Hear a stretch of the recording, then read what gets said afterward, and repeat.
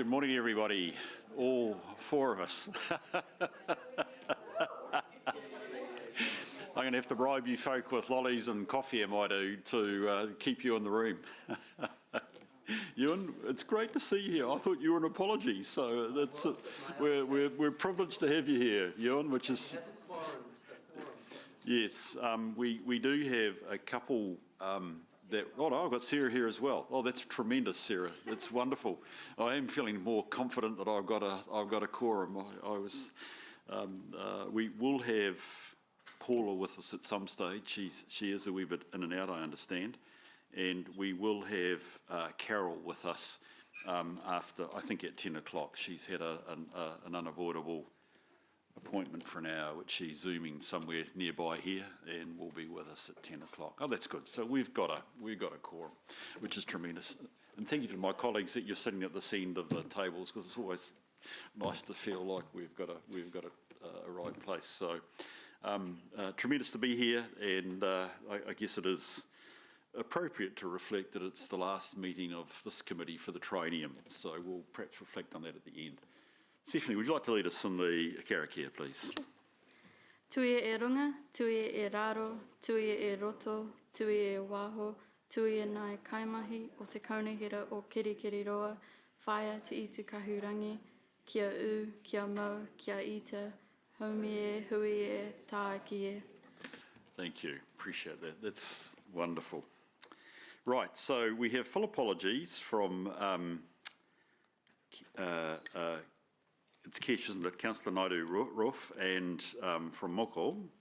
We've got partial attendance from Paula and from Carol.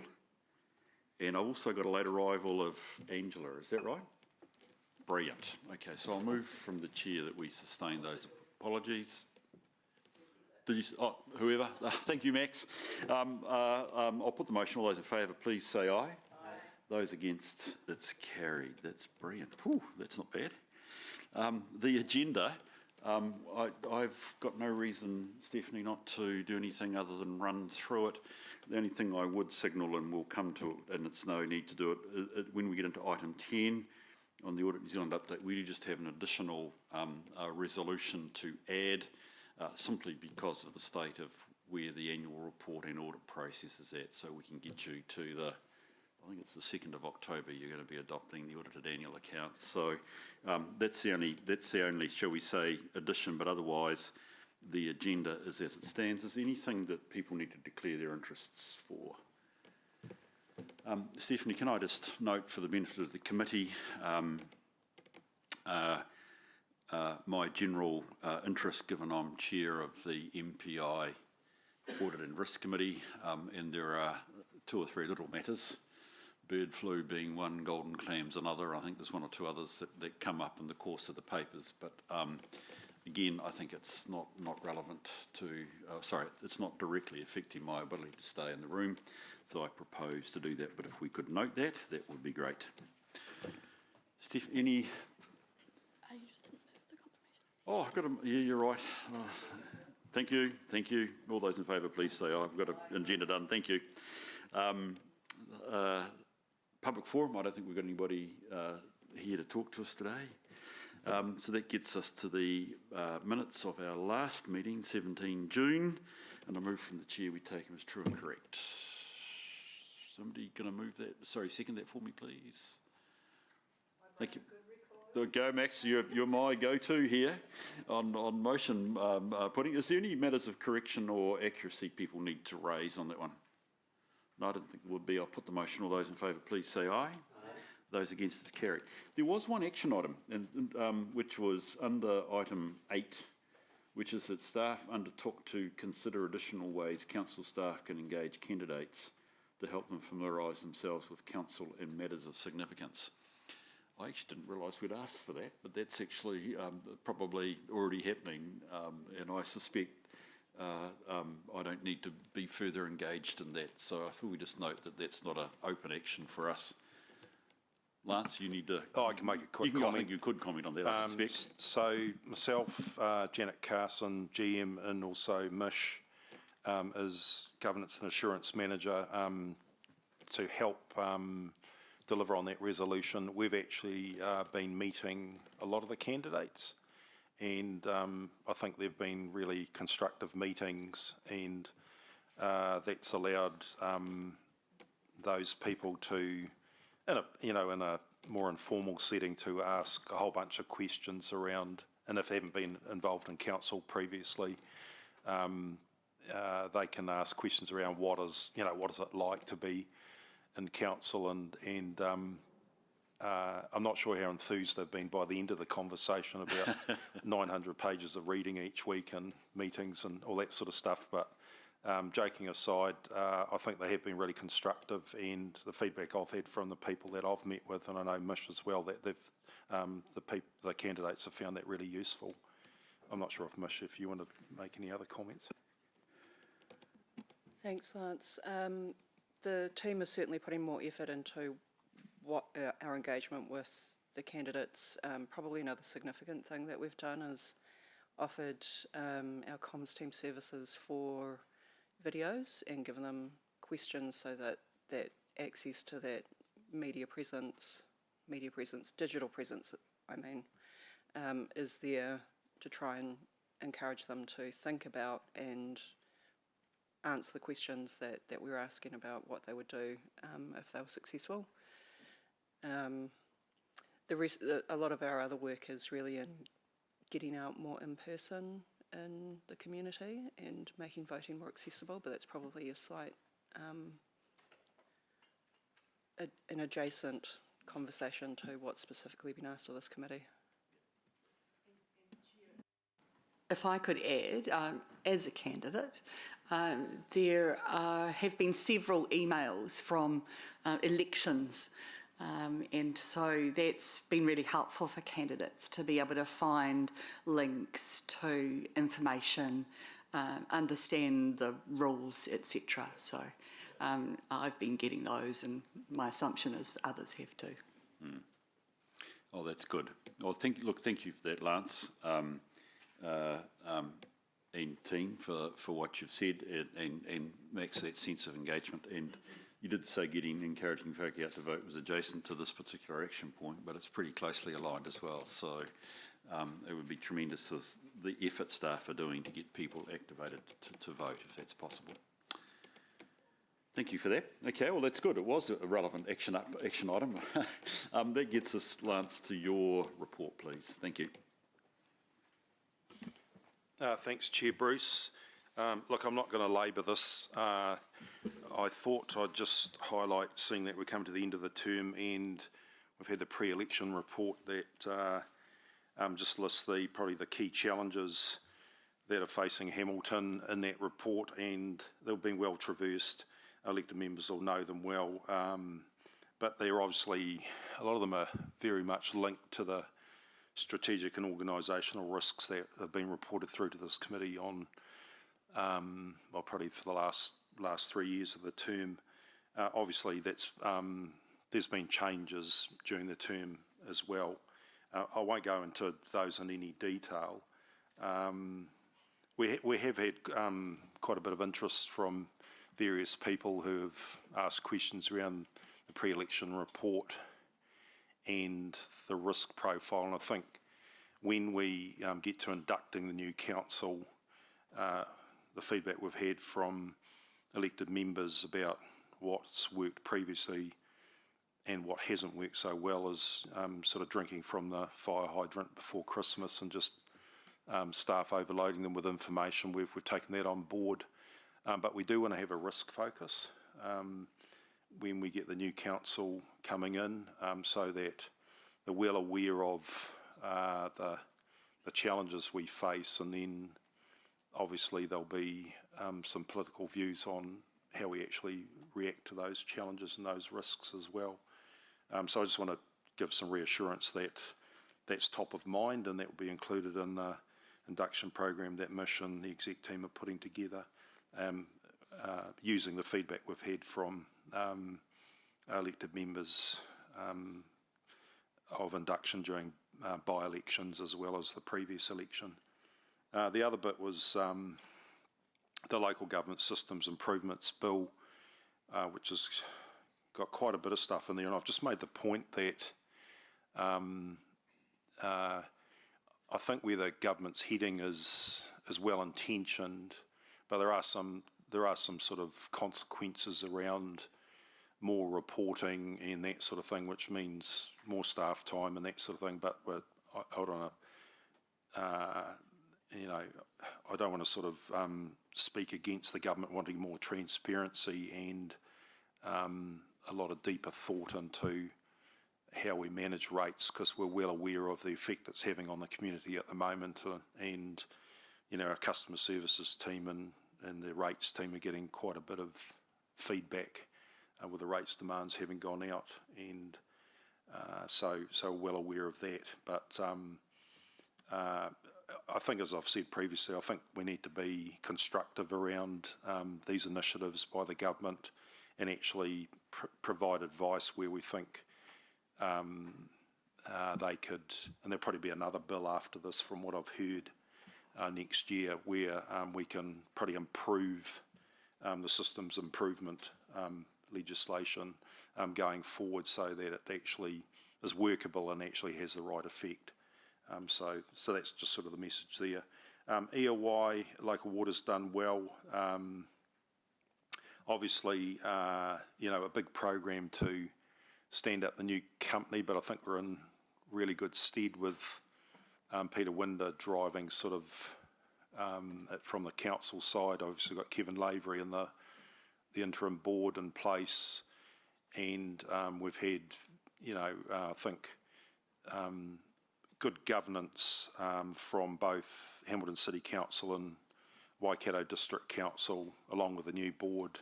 I think a key thing is when the new term starts, that we really need to make sure that the new councils actually are well engaged.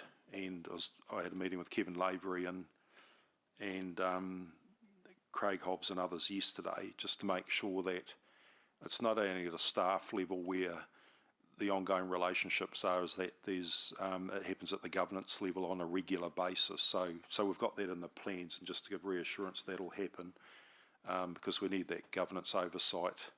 The analogy I've used is that we've been on a marathon to get to where we are, but now we're actually got probably about 3 or 4 ultra marathons, and we've got 198 days before EOY starts. So it's a pretty short time frame, but we're in good stead. You can see from the report that we're keeping a good eye on risk. My suggestion, and talking to you, Bruce, is that we probably in the December meeting of this committee with the new administrations, is to actually have a bit of a deep dive into the risks around standing up EOY. I think that would be useful, and that'll sort of flush out, or give them an update, but also flush out, what are the risks that we have. And there's a whole lot of operational stuff, but there's also reputational and what have you, because there's some pretty meaty stuff that's going to go on going forward, and the new organisation of the council is going to be under a lot of scrutiny around that too. So I just want to give some reassurance that we're giving that a lot of thought. And Kevin Lavery, in my view, has got a really good, he's getting it down on paper, just the relationships strategy or plan going forward, which also includes Waikato Tainui and Mana Whenua as well. So I think we're well placed, but I think it would be really prudent to have that risk discussion with the new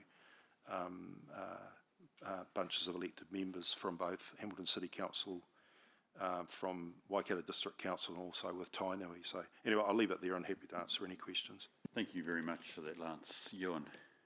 Yeah, thanks, Lance, for your report. I just want to briefly get your view in terms of the induction. How important, in your opinion, is that returning councillors fully participate and join the full induction training? I think it's really important, and I think probably more so this next term, because we know we're going to have a minimum of 5 new elected members, and I think in previous administrations, and we've both been around a while, is that we've almost tried to buddy up people, and we've tried various tactics around that.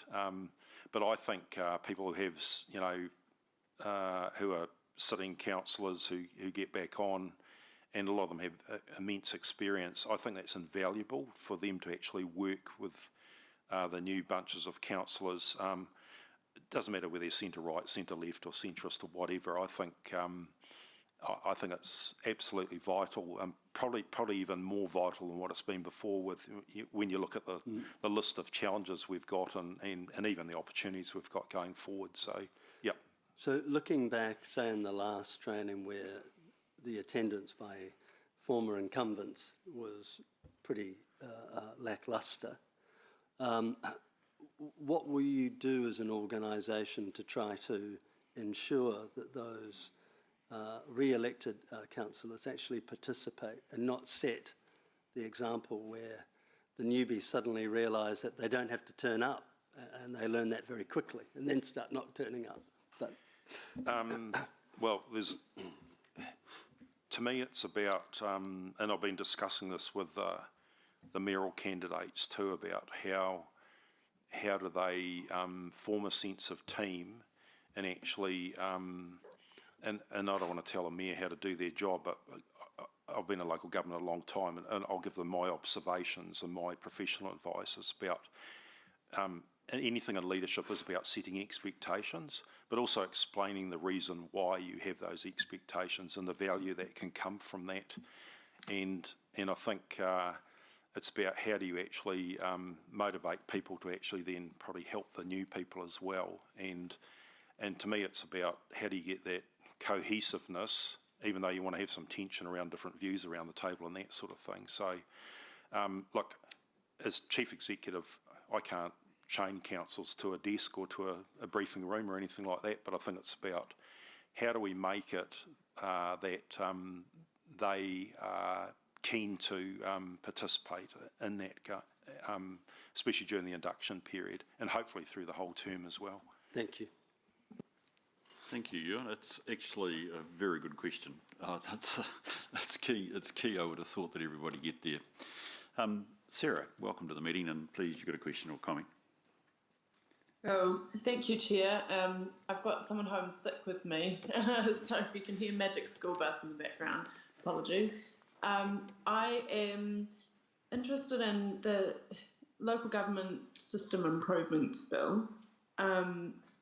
Do we have a good idea of, are we getting better clarity yet around what services could end up, that we currently provide could end up being affected by this, and whether rates capping is being designed to target certain types of expenditure or overall services and expenditure by council?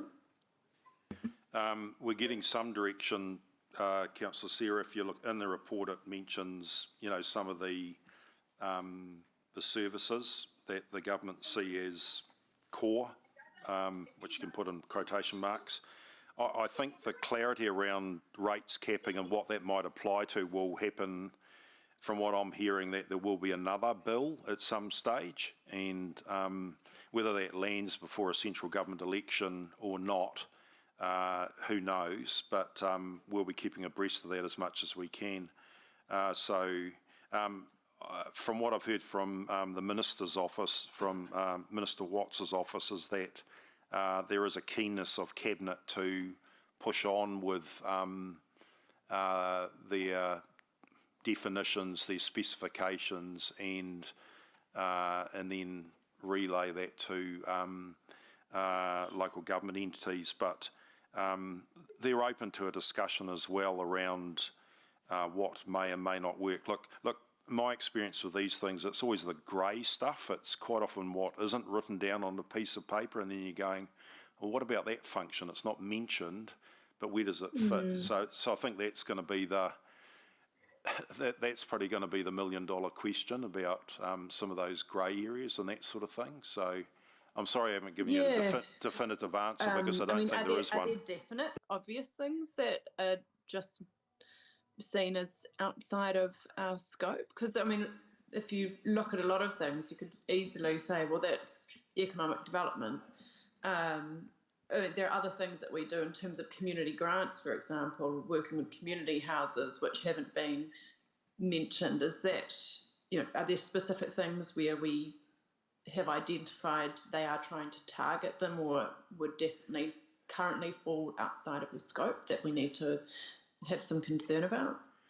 Well, the latter part of your sentence there is yes, there are things there, but that's where we're doing more work to ask for further clarity, because I think some of those things are falling into grey area. And you actually look at, when they talk about libraries, museums, reserves and other recreational facilities, it doesn't mention art galleries.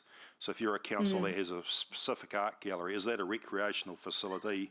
Is it a cultural facility, or is it a museum? So you got all of that. And I think James and the team have been, I know James has been writing a lot of emails and getting a lot of responses. Some of them probably not as definitive as we would have hoped, but we'll continue the energy in asking those questions. In our community houses, for example? Look, I can't give you an answer on that at the moment. I think that's probably some of the areas where we need to keep asking the question, but we'll continue to do that. And we all know that James Clark is a very tenacious man. It would be helpful to have an update around the thinking on this. Where are the areas where we have highlighted concerns, and for elected members to understand that better? I would find that helpful, at least, because we've got huge amounts of information coming at us in elections and everything, but just understanding, are there areas of council business that we do right now that we need to either get clarity on or advocate to government on, that they actually are a key part of our business? Thanks, Lance. Yeah, we can do that, and I think there'll be a list of what is being mentioned at the moment and what isn't, that grey area that I'm talking about, or the omissions. So, and I think, when the new council comes and looks at where it's spending its money and compliance with the bill, which will probably be an act, then I think that'd be an important discussion, so we can get that information together. The other last thing, sorry, is it mentions in here that there's some risk proposed changes will increase work for us. Putting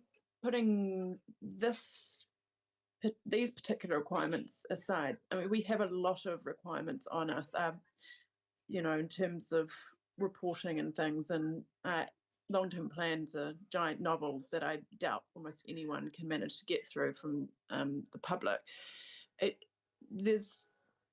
Have we got thoughts around, opportunities to advocate to government to decrease some of the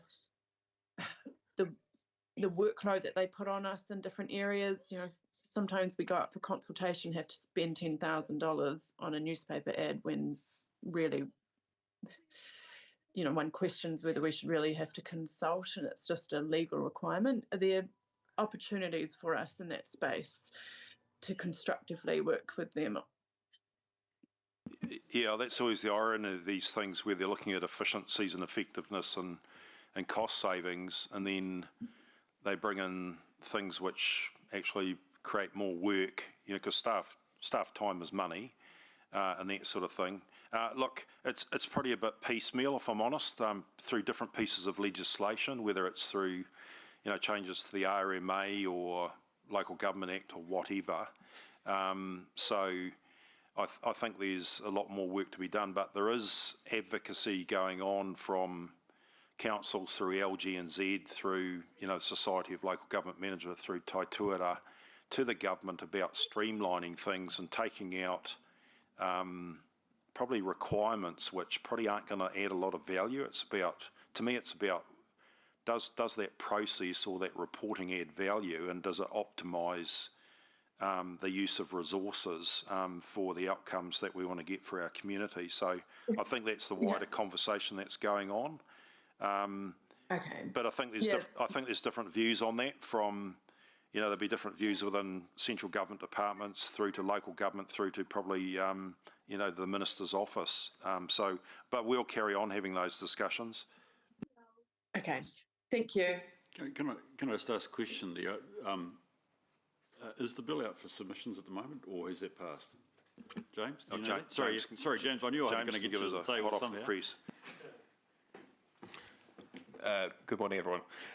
We submitted on the bill recently, and what I was just going to add in response to Councillor Sarah's comments is we resolved, or you resolved, for Mayor Paula and Lance to make a verbal submission at the hearings. So there is the opportunity for us to think about any additional points that we might want to make in that submission. Obviously I've been listening to this conversation, and if there are any additional points that you think we should make, feel free to contact me or Mayor Paula and Lance, and we can think about adding those in. Thank you for that, James. That's really helpful, Sarah. So there's an opportunity with James and there's a submission process coming up, which is great. Right, any other questions or comments that people would like to raise? Lance, thank you for mentioning December and probably time to meet with Peter and probably one or two others around Uruguay. I had the chance of an informal catch-up, dare I say it, a beer, with Peter the other night, and it was, I think, a sense that it's not our business to look into the business of formation. That's the project, but actually there are still attendant risks for us as a council as this transformation process goes on. I'd be very keen to discuss that as a risk committee with relevant people, including yourself, obviously, Lance, at that December meeting. So thank you that you're thinking about that. Is there any other questions, comments? No? Can we move to the resolution, please? Thank you, Lance. Appreciate that. I just need to find the resolution I always have. I think it's simply to receive, I would assume. Do I have a seconder? Thank you, Louise. I'll put the motion. All those in favour, please say aye. Those against, it's carried. Thank you very much for that, Lance. It's tremendous. Welcome, you two. Great to see you again, Dan and Marie. Lovely to have you here. So, again, if I let you take us through what you'd like to do, that would be great. Thanks. Great. Morning. Take the report as read. The report contains updates, general updates around our health and safety progress, but probably just a couple of things that we did just want to highlight. Firstly, the ISO 45001 Stage 1 progress audit. So green light to go ahead to Stage 2. So that's a real coup for us in terms of validation around our assurance processes and procedures. We'll look to move through into Stage 2 early November, which will be a bit more robust and focusing on facilities and operational sites. So we're gearing up for that. And the second thing I just wanted to highlight was the introduction of the My Everyday Wellbeing platform, and really is a continuation of the investment and the focus that we do place on providing our people and employees with access to the tools and information they need to help self-manage, as well as making sure that we provide adequate and wider support around general wellbeing. So a couple of really key highlights. Look, there will, I'm sure, be other things in the report that we might want to focus on, and I've got Marie here as well to help support and answer questions. So I'll pause there, and we welcome questions from the floor. Appreciate it. Do we have questions that folk would like to raise? Look at that. I do. If I can. Look, Dan, always interested in the process, the systems, as you're well aware, from our governance perspective around health and safety. So for what it's worth, I looked a bit closer at Table 1 to this meeting, which clearly is that development, the maturity process that you're through, for which obviously you've also mentioned Stage 1 of the ISO internal audits. I presume once your November ISO 2 stuff is finished, you'll give us some form of summary or understanding, because I mean, I take it, if I read it correctly, you've got the affirmation systems, processes and what have you in place, so good uptick, well done. But obviously, as you say, it's a bit tighter when you then start to go out, I presume is what's going to happen, and you're getting verification actually on site. I think from an assurance process for this committee, it would be good to see, I guess, the tangible evidence of what came out of that at some stage. So that's really great. Just look, it's you can't help but go to the one where you're only at 10%. Everything else is going well. The review of standard operating procedures. Now, just to be clear, we're comfortable that we do have, albeit we don't have them in one place, relevant standard operating procedures for relevant sites. This is not indicative that we don't have appropriate SOP type controls in all our key areas. A big part of what the health and safety team's focused is strategically is making sure that we're consistent across the whole organisation. So above supporting BAU, we also look at what projects of work can we take to the next level to get that. SOPs is our next project. I can assure you and the committee here that we have SOPs across and operating across all the business units. What we want to achieve is to bring them into one place for one source of the truth, one format the same, and actually have one SOP for how to use a grinder rather than 100 different ones across the organisation. So I can assure you they're all there. We couldn't do our daily operations if they weren't for people to do the tasks that they do in those areas that need them. So it's just our next big project, and it is a huge project. We have not progressed it. We have actually at this stage halted our project works. We've been quite engaged in projects for 4 years. Given the importance of applying for ISO accreditation, we have stopped project work to focus on that for the next few months to get the business in the best position it can be. And we've been out doing our own audits with the business units to satisfy ourselves that we are where we need to be. And then SOPs will be our main first project, 2026. Great. Thank you, that's what I needed to hear, because it's the old story that you might have an improvement process over here, but it doesn't mean the risk has gone away. So essentially you're saying we've got the risk covered, but we just want to enhance our control, which is great. Look, Marie, while you're talking, obviously, and thank you that as chair I get your notifications of it, but there seems to be quite a number here of essentially service strikes, and indeed there's even one there perhaps concerning where a staff member was, or a contractor staff was threatened and gave rise to police action, etc. Any learnings from out of this? I don't necessarily looking to go through them line by line, but given you've given us a good number, what's it saying to us from a health and safety perspective? Well, first and foremost, it's good to see reporting coming through. I mean, we know there's probably more that could come through. The learnings are, though, at this level, the contracting companies inform us and we enter these events into our incident management system, so we get good overview and we can let our stakeholders know exactly what's happening at ELT level, and that we can see what controls or mitigants are being put in place from the contractors. So a number of the service strikes, for instance, we can see that the companies are looking into those, and a lot of the time, unfortunately, with the infrastructure underground, plans are not where they need to be. So they are having those discussions and actually having toolbox meetings to talk about what they really need to have in place and do, primarily to mitigate that, but of course they're not always going to. From some of these events, we've also learnt that they have been on our site. For instance, one was at Wastewater, where a forklift header hit an overhead line. We've actually learnt lessons ourselves from that. Our contractor induction processes aren't perhaps where they need to be at times. So that's a great learning for us, and we take that on board as well. So there are definitely, everything is looked at and seen and shared in terms of how can we improve things. Abuse of customers is at the forefront in our community, not just for contractors that are dealing frontline, but even with our frontline services. We can't control how people behave in our community, but what we can do is give tools and resources to our people to hopefully try and mitigate that. What I can assure you of with the contractor that ended up with a king hit, he's progressed well. He's been looked after and rehabilitated back into work from his company that he works for and on a buddy system. So they're really taking care and doing the right things there for him as well. Oh, that's great news. And I take it, given, oh, sorry, Dan. Oh, I was just going to add one thing around the contractor management. Look, in the report, we include minutes around our Safety Governance Committee meeting, which sort of kind of operates in parallel with this.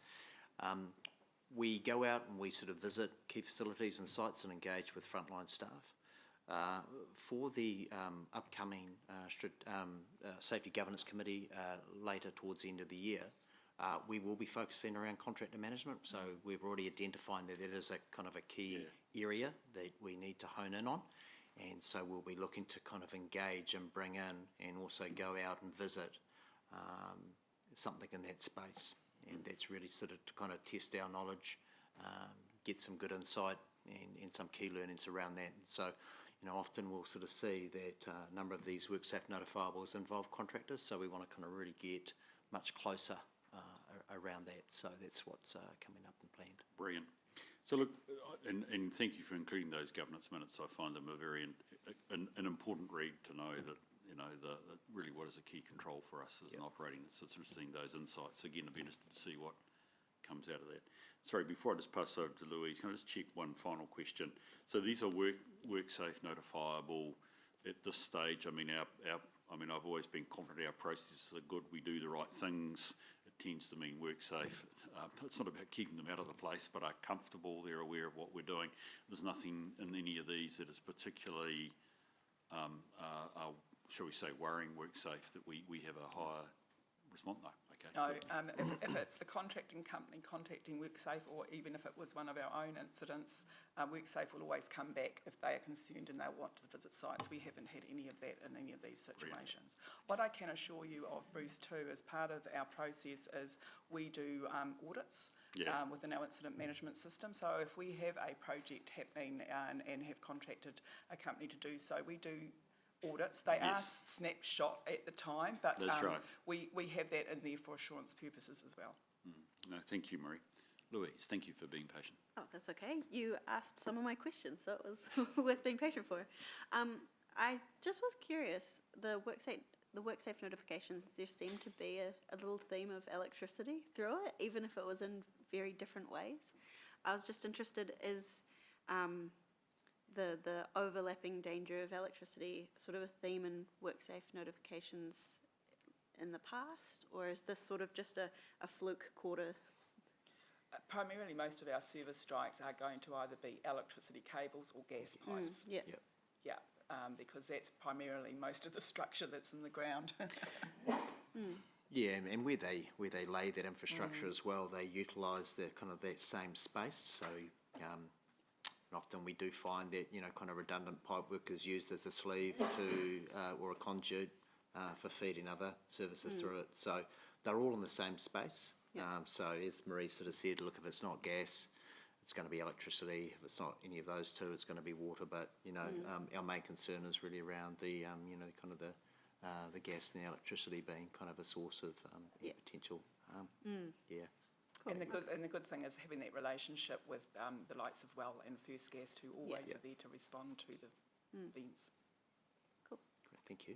Thanks, Louise. Maxine. Thank you. This question's about WorkSafe, really, and the Minister's recent changes to the priorities of WorkSafe from away from the prosecuting side, more into the advice. Is that concerning at all for council, and does that require any additional oversight on us to be monitoring the work that we're doing and the contractors that we have? Also, noting that there are less staff at WorkSafe now. Great question. That is a good question. Worry about the impact. I would say it doesn't change what we do. As a responsible employer, we put safety first. We also take our responsibilities, to ensure we have the systems, processes and those things in place. Under legislation, we're required to do that.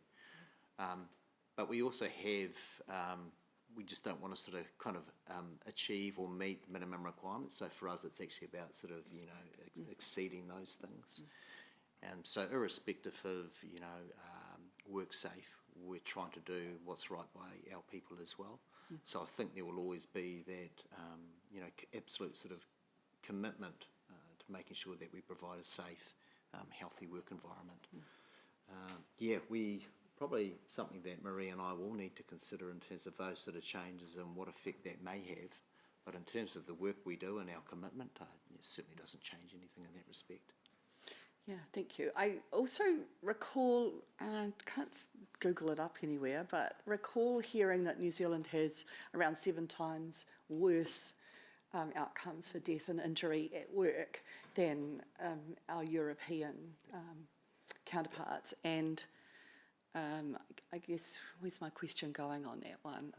How does our stats compare with that kind of outcome across a great deal of the other sectors? Yeah, I guess that's where I am. Worse, better, what? Well, I think if you look at those industries where you do have high fatalities, so forestry, sort of, we're fortunate. In saying that, we still have a high level of risk exposure. So if you look at, our 28 different operations and business units, our 13 critical risks, there are activities that we do that could result in fatality if we don't apply good safety management practices to those things. So we're fortunate, but there are, high-risk industries out there. We would say we would be if we were comparing those, we'd be in a very good shape. But you never. It's about always sort of being vigilant and always sort of looking for ways that we can improve. So, but I think that's what keeps us up at night. Sorry, I talked over you, Dan. Sorry, I thought you'd finished. There is a report, actually one of our colleagues, Jaden Kana, sent it to me actually yesterday with some broader statistics around health and safety. She sent it to me knowing that I'm a South Islander, and it does not put Otago Southland in a good light as having the worst, generalised health and safety record of all the regions in New Zealand. So I'll see if, I don't think there's any reason I couldn't forward that on, so I'll see that, I'll give it to Stephanie. Thanks, Bruce, so that would be you great. might be interesting to give you that broader health and safety context. Right, any other questions for Dan or Marie? No? Okay, let's move to the recommendation, which is that we receive the report. I'm going to move on a seconder for that. Thank you, Ewan. I think you were putting your hand up, and I'm going to thank you, Maxine. Put the motion. All those in favour, please say aye. Those against, it's carried. Thank you for that. Thanks, you guys. Appreciate that, as always. Where's Nicholas? Is he around? Oh, he is. He's there. G'day, Nick. Risk management, please.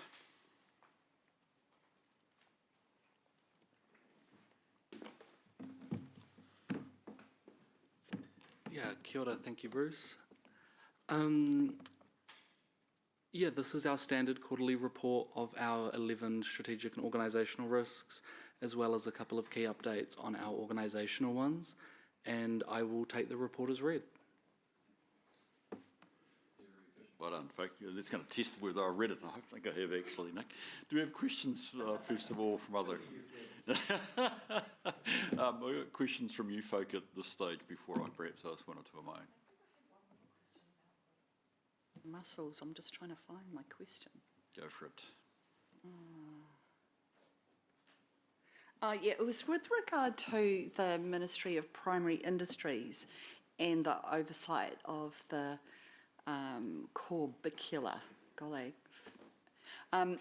and that obviously there's a lot more work for us to do in our waters area. Do we receive any financial assistance from the ministry to help mitigate that additional work and cost? No, we don't. Sadly. And Sadly. do we have an understanding about what is the additional cost and impact on council's finance for that? So the cost at the moment is an increased maintenance cost. So we are undertaking maintenance tasks more frequently than we were before. Those costs are, I couldn't give you an exact quantum of exactly how much they are, but they are effective. That mitigation seems to be effective at the moment, and we are keeping on top of making sure that those measures continue to be effective. And so in terms of additional maintenance, is it? So it's things like as the water first comes in at our water treatment plant, it's cleaning those bits of the process. They used to be cleaned annually, and now we're cleaning them every 6 months to make sure that we are removing the nice sediment, which is where the clams like to make their home. And we're finding bigger clams now. Well, we're grown-ups. finding bigger and more. The winter period is where they don't breed because it's too cold, so we're just coming into the next breeding season. So we naturally see a lull in the amount of clams that we find over the winter because they are not prolifically breeding. So we are about to do a set of maintenance before the summer period to ensure that we've got everything nice and clean for the summer rush on water as we head into those warmer months. Thank you. Thanks for your work. No worries. Chemist, and I don't ever want to be a chemist. I could never understand chemistry at high school. I think there was a statement there about a calcium or deficiency. I didn't quite understand the report. Do the clams cause it, or is it because there is a deficiency in calcium that the clams are proliferating? That's a really good question. That is something that we're looking into. So the very clever scientists at Waikato Regional Council have suggested to us that the arsenic incident that occurred in the Waikato River last year could have been partially attributed to the presence of clams in the river due to the clams taking the calcium out of the water, slightly changing the chemical makeup, enabling, which is changing the ability of treatment plants to treat arsenic. So we're closely working with Waikato Regional Council to try and understand whether their hypothesis is correct or not, and we will report back to the committee, and as and when we learn more about it. We just wanted to give you the information that we were looking into it and that we were trying to see if there were what the reasons were. Thank you for that. No, this isn't biodiversity, it's a different diversity, and it's a worry, isn't it? I mean, I think that worries me. If I was, to be honest, looking in on the Hamilton environment, it is a concern. Yeah. Thank you, Maxine. Do you have any other questions for folk here? I've got a couple. I always go for diagrams. So the diagram at the end says our risk profile is sort of ticking away okay. Sorry, wrong words. Our risk profile is stable, but it's elevated. And I just wondered whether that was the case, but perhaps I've got a couple of questions here that might be really just sort of giving me a chance to, scratch a bit of an itch. So the significant negative impact on financial strategy, this is a little bit of the accountant in me. You note a whole number of pressures, and I'm looking, say, at paragraph 30, and they're the standard things that we know at this stage, things like inflation, central government reforms, external funding, and Maxine, we talked about or might have been Sarah, extra costs that we know might be coming down the line. But at this point, and it might even be to you, Gary, it isn't impacting, as in it's not causing us at this moment to change our financial strategy. No, not at this present point. Good. That's what I want to know. I'm always looking for the implication of these. Blair, it might be more your area. I was interested again in our failure to deliver growth, which is high, and it seems like we're having to almost dance on the pinhead here, where there's the challenge of growth. It's external, including central government change, the going for growth, etc. And there's a very interesting comment in paragraph 46, was a change in operating model will be required. I wonder if I could understand that a wee bit more. What are we reflecting there? So we're saying, and the reason I ask this is we're talking, it's high, it's a wee bit uncomfortable, and so a response we're saying is a change in operating model. So I just wonder if you give me a sense what that might. It may even be preliminary thinking at this stage, so I'm conscious I might be asking you about your draft thoughts rather than actual. It's a great question, and I think it's fair to say that the strategic environment for how we think about and plan and respond to growth is changing rapidly. So hence the high risk rating, Chair Bruce. Yeah. The reference to change in operating model, historically, traditionally, council has invested in particular growth areas in a sequenced and planned and timed manner. Growth has occurred and we recover that through development contributions. That's been the traditional model. Yeah. What we have seen through the Going for Housing Growth philosophy of the government and the fast track legislation is a radically changed environment where the government is quite deliberately wanting to have excess supply brought to the market to disrupt the housing market and to hopefully lead to lower prices. But what that means is that where councils are now moving from an area where there was sort of sequenced and planned growth areas to multiple growth areas seeking to be established and consented at the same time. Yeah. So the change in operating model really refers to where council should, or council/EOI in particular now, Yeah. should be focusing its investment is really in those major headworks areas predominantly, and shifting the risk dial much further to the developers and the proponents of these fast track areas where they carry the risk for their areas. And so even if they do attain a consented development, the risk of that issue being developed and then returned sits far more with the developers than with council or EOI. So that's what I'm sort of referring to. But I guess the challenge is, in addition to that, we're having to grapple with allocations of capacity, allocations of water, those sorts of things potentially being borrowed from one area that may be already planned to another area that's come along is going to develop earlier, and how do we navigate those types of situations? So it is a very, very dynamic and challenging situation. So it's still a work in progress. It is necessitating very complex commercial arrangements, and probably the final comment for us in a Hamilton context, our councillors will be well aware that much of this growth is happening on our periphery. So we are not the relevant local authority. It is either Waikato or Waipa. So you're then leading to cross-boundary considerations in terms of does the boundary shift in time? Under which DC policy does this apply? Does the DC policy even apply from another council? How do we deal with leakage of revenue? How do we deal with growth effectively wanting to plug and play off the city and leverage the city's assets but not pay for it? So all sorts of complex issues and the politics and all the things that go with that as well. So hopefully that gives you a bit of a sense of what we're grappling with. I figured that. And it certainly for the purposes of today's meeting for me is fine. It probably makes me then say, is our risk rating actually high enough? It almost sounds like we could use the extreme word, but I don't. I don't want to be alarmist, but it does. It does reflect. I think a very difficult position for us. I think just on that comment, I think we're not at an extreme point in that we do have mechanisms available to us and we are working with those. Yeah. But it's certainly, there is very high risk associated with all elements of this.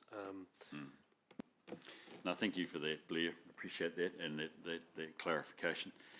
Nick, just with failure of critical assets, again, I'm just interested in the ratings. We say very high. The failure of critical assets is very high. The residual risk, which again is substantially above where we want to be. And when I looked at the description of what we're doing, it made it sound like it's going okay. So I was just, I know this sounds a wee bit pointy, but I was wondering, is our residual risk that high? Yeah, I think part of the residual risk rating being so high is the consequence rating. And frankly, if one of our critical assets fails, it has catastrophic impacts across the city. Yeah. So it's always going to reflect a little bit of that. Fair point. So you're saying, read this properly, Bruce, the likelihood is low but when it does happen, it will be high. Yeah. It's a bit like health and safety, isn't it? Okay, I'm with you. I'll handle that. But I want to actually what I want to reflect is that equally, you know, it's good to see the controls that are in place there. That does suggest this will be kept from a likelihood perspective, not a consequence perspective, from a likelihood perspective as being low, which is actually really, really important. So thank you for that. Rightio, and look, I just wanted to, where was it? Somewhere here, I just wanted to note, because I thought it was actually, just another question, actually, because I think it's in your emerging risks, Nick, that interests me. And it's not a matter I'm aware of, but it's Tauhara Park. Now, I hope I've said that correctly. And actually, Waikato region. And I want to be very careful. We're talking about them performing their regulatory role, which I totally respect. Part education, but also with some of the other matters that I mentioned in this report, potentially being a wee bit more at the area of the enforcement end of the scale. I was wondering if there's any sort of, it's an emerging risk. I'm just wondering if you can characterise it a bit more for me. Yeah, I can talk to that.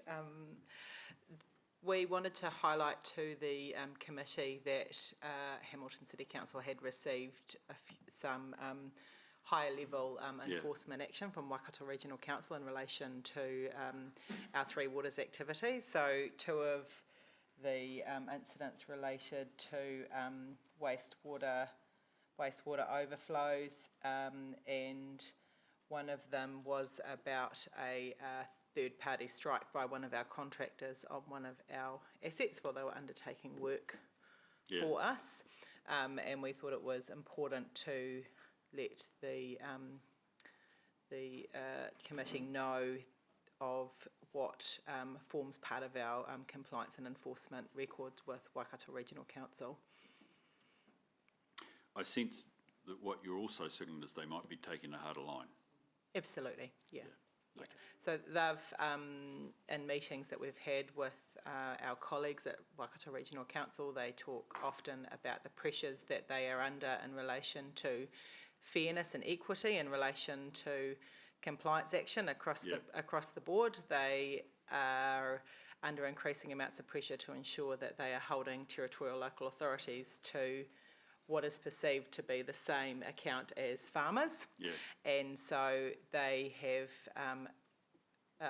put a lot more resource into investigating and responding to wastewater overflow incidents.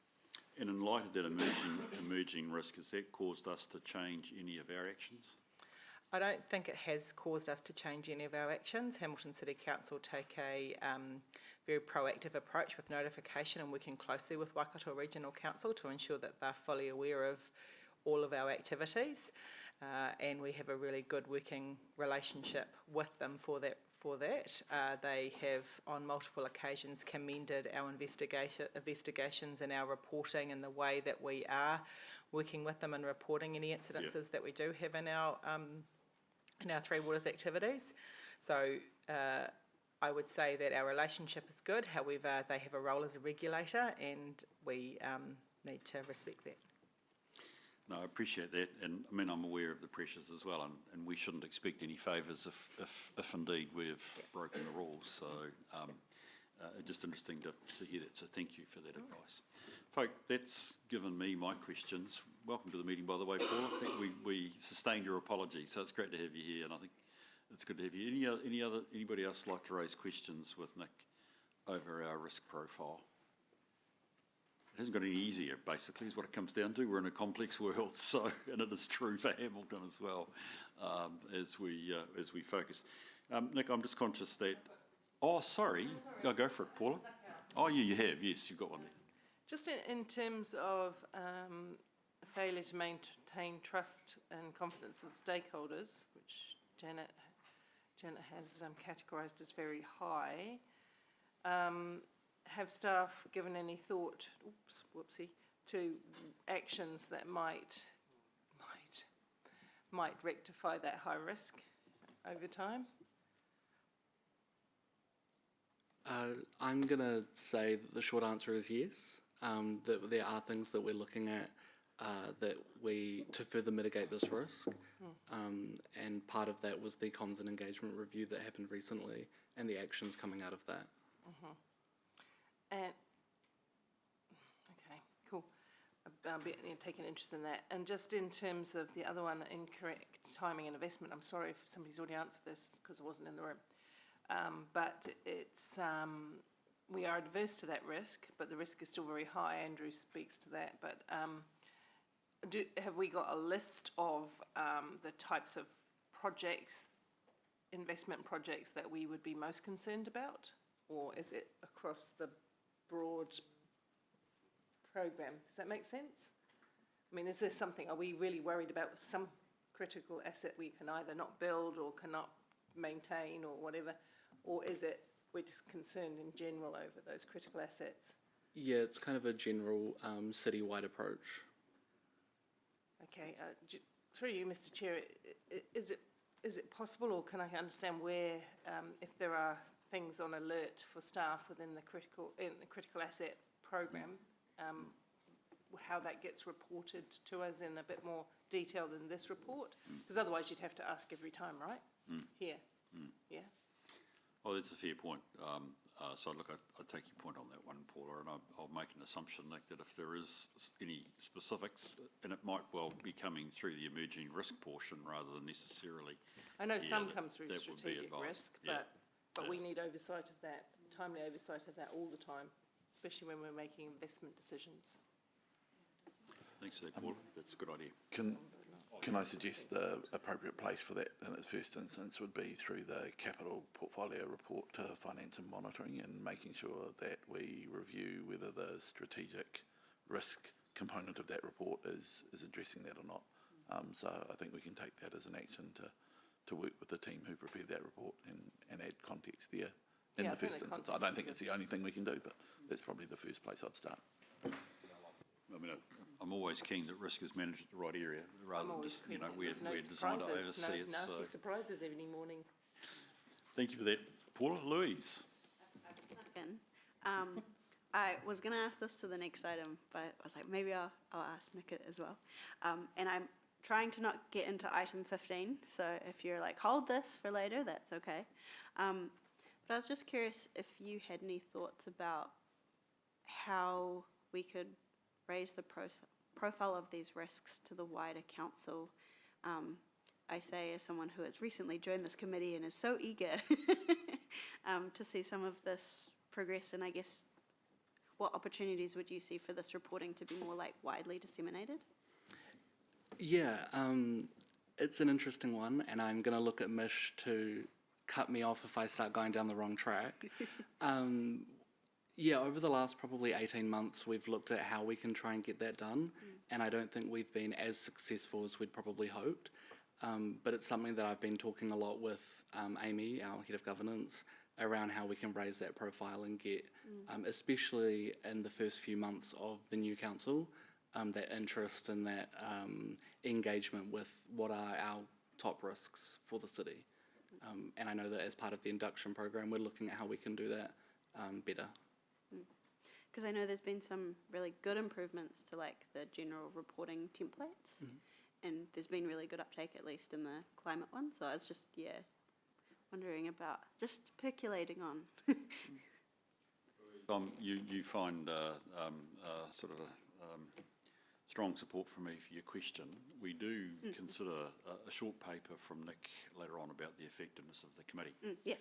Item 15. And actually it is raised there, which is what is the quality of the comms. I mean, to give my ammunition away, it does need to be upped, in my view.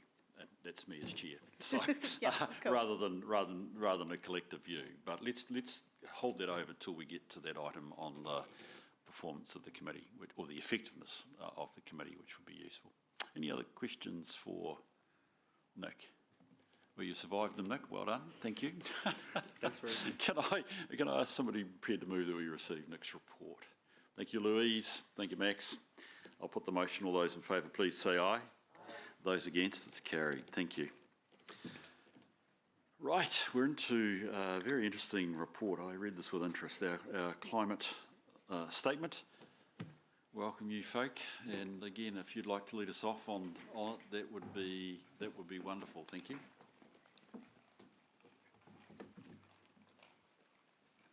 Cool. Morena koutou. So we're seeking recommendation from the committee that Council approves our climate statement 2024-25 alongside the annual report. So some background on this is our second climate-related disclosure report, which is part of our wider climate change maturity program here at Council. So this program is all about making sure we're a climate-ready organisation. So that means looking inwards at the way we operate and ensuring that we better understand the risks and opportunities that climate change presents for Council and the risks and opportunities of the low-carbon transition as well. And changing the way that we work to better integrate our response to those into our decision-making, our risk management, our strategic planning, and our monitoring practices. All of this to bring about a culture shift here at Council so that we are better addressing climate change as part of our BAU and better delivering against our climate change strategy and policy. So with this report, we're outlining how that maturity has improved over the last 12 months. We're still early on in our maturity journey, so the focus has really been on building those foundations. And some of the key achievements that we highlight in the report are setting our climate change maturity roadmap for the next 3 years. So that outlines the priorities across the organisation for us to deliver, and that was approved by ELT earlier this year. We've improved our climate risk data and modelling, so we have some better understanding of the physical impacts of climate change for our city and for Council, and that's initiated some better conversations across the organisation. We've also started our climate change policy appendix review, so that's making it easier for staff to assess the climate impacts of their policies and programmes and ensuring that our decision makers get better information on these. And then we've also been doing lots of planning, and we're in the early implementation of our education programme for climate change. So we've seen 116 staff across the organisation through climate education workshops, and we're tailoring climate education information for our management, our exec leadership, and our elected members as well. So just a final note on the report, we're following a framework that's considered best practice internationally in this disclosure reporting, and we're voluntarily aligning with the New Zealand climate standards that were set by the External Reporting Board, again, so that we can follow best practice and keep aligned with the businesses and kind of the financial institutions that are covered by the mandatory regime outside of Council. We also had the report peer reviewed by consultants who are experts in this field, and we took on board some of their recommendations as well, which are highlighted in our report. So yeah, with that, I'll take the report as read, and if there's any questions. Thanks, Paul. We appreciate that. So just a bit of framing. Our motion will be, if we pass them as the recommended resolutions, this will form part of our total annual report. It doesn't form part of the audited information, I think is correct, other than I'm sure Athol will look at it to see if there's any links between any of his work. It is connected. So this is to be additional reporting as it would have been last year, which is really great. Okay, cool. Thank you for that. Louise. Thank you. I appreciated the comments about the Climate Advisory Group in the statement, but I was just curious if you had any reflections on, I guess, the work to improve the councillor cohort maturity and knowledge, and if you thought the advisory panel had sufficient attendance or broader buy-in to achieve that across everyone rather than just those who attended? So I think where we were at the start of the triennium when we had the Climate Advisory Group set up was in the early stages around trying to develop the program. And so I think what we found with the advisory group, it was very valuable in helping us to interrogate some of the issues and develop up the program that we needed to do for the roadmap.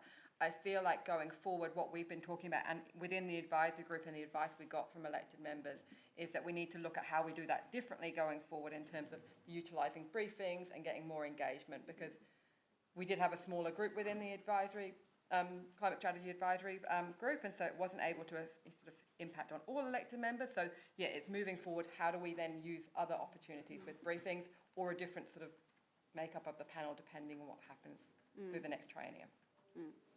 And just noting the change in council's emissions going from a 20% reduction from the baseline last time to only an 8% reduction this time, which is a less nice number. I was just curious about whether you thought we had done enough or been as strong in our advocacy to central government, considering that, you know, our electricity usage and, you know, the government's ability to tell the electricity industry how to do things, you know, lies with them much more than it does with us. Yeah, I mean, I guess one thing I'd say on that is that, like, this kind of hones in on the point of this program, right, is that we have seen the reductions that we've seen because the grid has got more renewable until last year, and now that, that's dipped and it's had an impact on our emissions. That kind of, so how do we as a council kind of hold fast onto the things that we know we need to do and the advocacy that we can do, and we need to get more mature in our response so that we are able to do that. Yeah, and I would just add that there's been a lot of engagement that's been required and a lot of advocacy. So we haven't always been able to input into as many submissions and things like that with government. Also because a lot around the electricity market is very technical, and we are not very technical in that knowledge around how it works. So we're able to put in the high level things in terms of where our aspirations are, but getting into that technical detail can be challenging. I know that I always get sent a draft of our government submissions, but do you think that's a useful role for councillors to play, or is it also increasing the overlap between staff themselves to kind of highlight, hey, you could also add this? Internally within our capacity, we work very closely. So with Mark coordinating the submissions, he knows exactly when to bring us in, and he brings us in on many more that we're able to actively then actually participate in because of the resourcing challenges in terms of just getting our head around some of the very complicated things and knowing where to prioritise. So he's excellent at bringing us into the process. That's great to know. Yeah. Thank you, Bruce. You okay? Oh, you've answered your own question. That's good. Maxine. Thank you. The recommendation states that it will be published alongside of our annual report. In your mind, how might that elevate the status of your work and this issue for council, and perhaps also answer some of the public's concerns about seeing council respond? This reporting is all about making it really transparent how we're dealing with the risks and the opportunities. So having it alongside the annual report and as a disclosure statement itself, I think that elevates it. And that's what we see happening outside of council as well, in those that are covered by the mandatory disclosure. So they publish it as part of their annual reporting and alongside their financial information to really elevate it at that same level as those kind of risks too. That's why we've kind of chosen to do this program and that type of reporting. Charlotte? No, I think that's, it's really critical to have it being reported in that same context, because I think often we can see that climate can be put into an environment bucket and over to one side, but actually trying to show that it has a very wide impact and should be seen alongside our annual reporting, especially the financial side of things as well. And might we expect that also to be elevated in some of our other considerations and discussions around annual plans, long-term plans, and how we might give it effect? Yeah, and that's the work that we're doing through this maturity program, but also through very early on in terms of the next long-term planning process, is working to make sure we've got the right information for staff to integrate climate from the very beginning. We weren't in the place to do that with the last long-term plan, but we're much further ahead in terms of our understanding and knowledge, and also with the engagement across council, with having over 150 people now done the Climate Fresh workshops. There is a greater awareness now and people reaching out to get that input from our team as well. So I think we will start to see that shift with that maturity happen. Wonderful, thank you. Thanks, Chair. as we've done, I think, over the last couple of years, in our workshop program, we've met with you folk, and I firstly see this as a level of accountability, and I'm glad you've tied it to the TCFD and the New Zealand standards. I'd love a workshop where we look forward with you, lots of ways picking up your questions, Maxine and Louise. So this is where we're at. What does the future look like? And I do suspect, and I think you're hinting that this will have a new council, obviously a refreshed council, and there will be obviously some key discussions around their view, because it's a strategic risk for us, as you know, with the previous paper, as well as also this initiative. So I'd be very keen that we help support that discussion and action, because I think actually what you've said is correct. A key objective must be the next LTP. That would be useful. Any other comments folk would like to raise? Paula? Well, look, sorry, we keep it reasonably open, but I'm happy. I think you've been prepared. I think you've been prepared to move it, haven't you? Yes, but I'm happy for Louise because she's done the work, and I'll second. Okay, Louise moves it. Okay, so we have a motion. So yes, if we would like to debate this one, I'm happy to have a debate. No, you go first. You've moved it. You're so eager. No, you go. I'll get in support. Well, if we are in debate. We are in debate. You're welcome to provide your views. I just would like to really briefly thank the organisation in terms of the massive, massive progress they've made on this over the last 3 years, but also since 2019. I was in the chamber on the day that we proposed a climate emergency, and I say we as members of the public. It's been really, the Climate Advisory Panel has been some of the most interesting, detailed, urgent and relevant work that I think that I've come across in this 3 years. And I really can't emphasize more than I am trying to the great leaps in organizational maturity on this topic. And I'm really grateful that this is a strategic risk. And I have to also acknowledge my colleagues, some of whom don't actually sit on the Climate Advisory Panel, but would show up regardless, simply to have these really important discussions.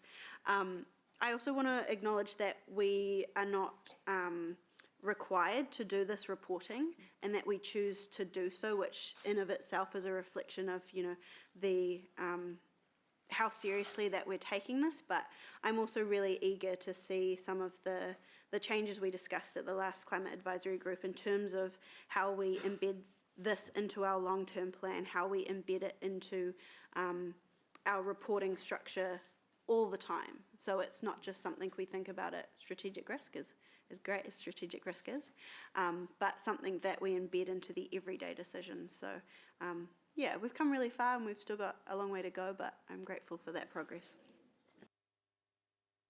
Interested to, Paula. Thank you, first of all, put on the record a huge vote of thanks to Louise, who's been individually championing this for a long time, and sometimes against the flow of the General Council in their understanding. I think this is really important work, because I think it's important that we do what we can within our core business all the time in all the ways, and that this isn't like, as I was described, an environmental project.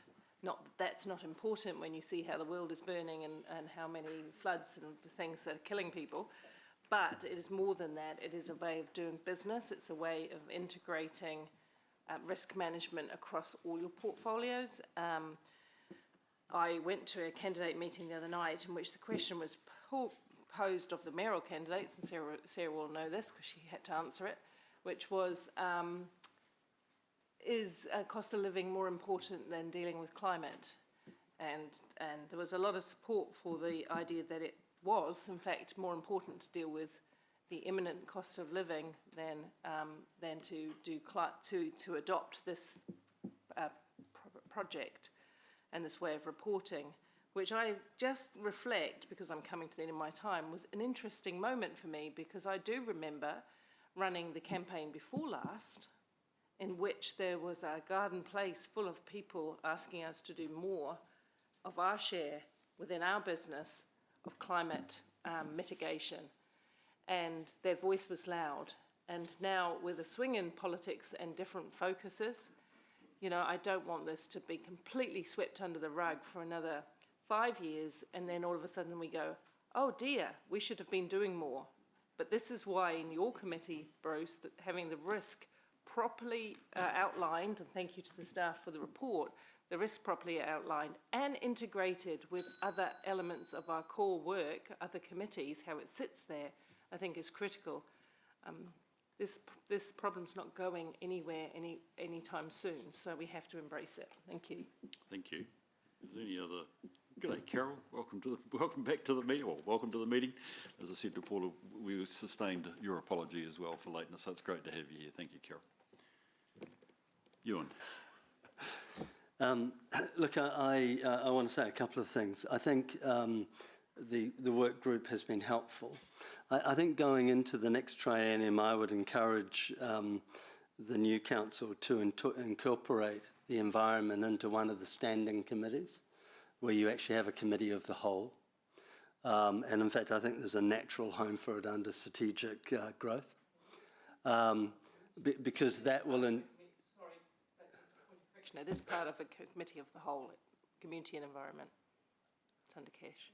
You mean climate, but said environment? Correct.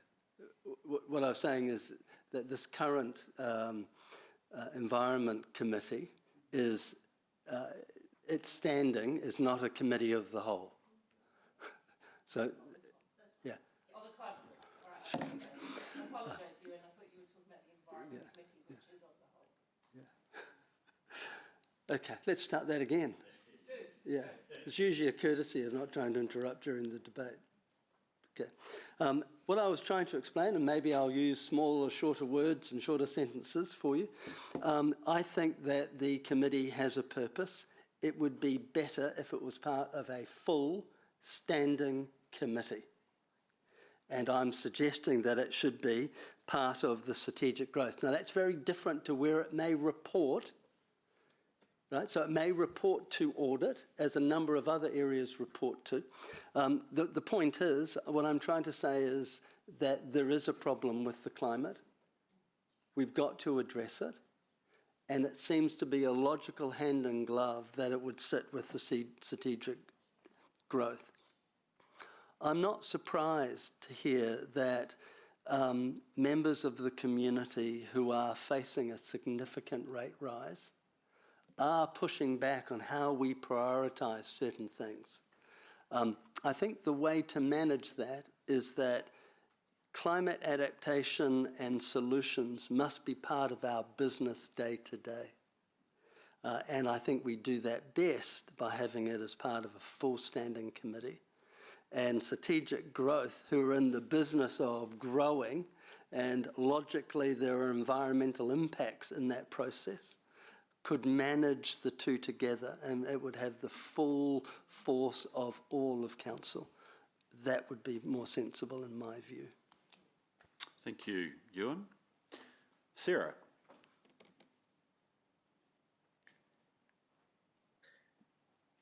There we go. I just wanted to echo the thanks that Louise gave in terms of the work that staff have done to grow the maturity of organisation around reporting on climate change, considering it in a whole raft of different areas of our business.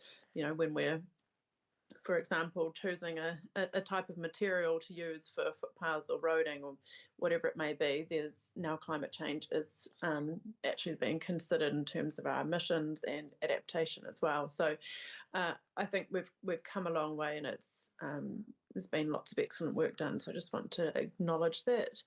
And I think there is certainly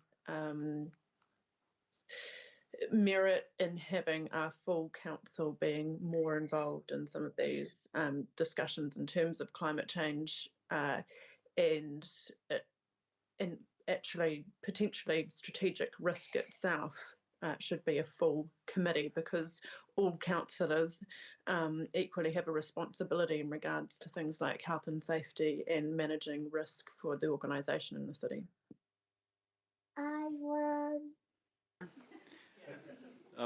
Anybody else like to enter the debate? I think it would be reasonable to offer you the right of... Oh, Maxine, you'd like to? No? Oh, your hand is just... You're just working up. Is there anything you'd like to say before I put the motion, Louise? Okay. Right, that's been a very useful debate, and thank you for that. I've enjoyed it, actually, and it's been very thought-provoking about how we go forward with this. And I certainly would stick with my point. I'm keen that the committee does its bit, but I also like the fact that actually there will be and should be a committee with some responsibility around this in a broader sense. The resolution is that we receive the report. We recommend that we approve our climate statement 24-25, and we note that if approved, well, we note that it will be published with our annual report. In other words, just to be clear, that's as well an appendix, a part to it, a chapter in our annual report. It will be in our annual report, I presume, is what I'm checking. Yes? Yes, that's right. Somebody tell me. James, is that what we're doing? What does alongside mean, sorry? Pardon? Oh, okay, radio, cool, there we are. So it's a separate document, it's not actually integrated as part of the annual report. Okay, got it. So I'm going to put the motion. All those in favour, please say aye. Aye. Those against? It's carried. Thank you for that. Appreciate that. That's great news. Okay, we are into the audit. Yes, I'm proposing we take a short break, by the way, about 11. We might go a wee bit later than that because Ethel, Kat, it'd be good to have you here, and whoever else is going to talk to me about the annual report, please. Oh, Sarah, of course. Sarah, how could I forget? In your hands. But Ethel, Kat, I think it's save time, come forward as well, because I'd like to hear from you at the process too.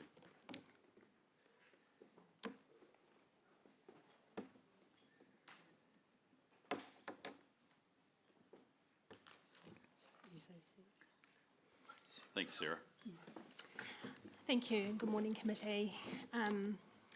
We are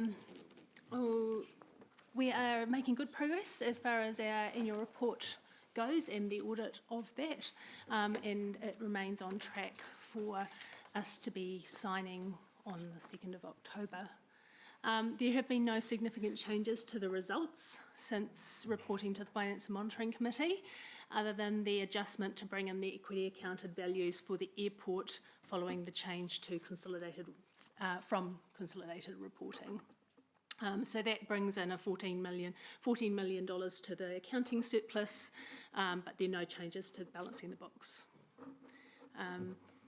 The engagement with Audit New Zealand has significantly improved this year, and I'd like to thank Ethel, Kat, Erica and the team for their work alongside of us. The communication has been open and constructive, and the issues that have arisen have been addressed collaboratively and efficiently. The progress has been achieved despite some staffing challenges due to sickness within both the audit team and our own team, which have impacted capacity at times.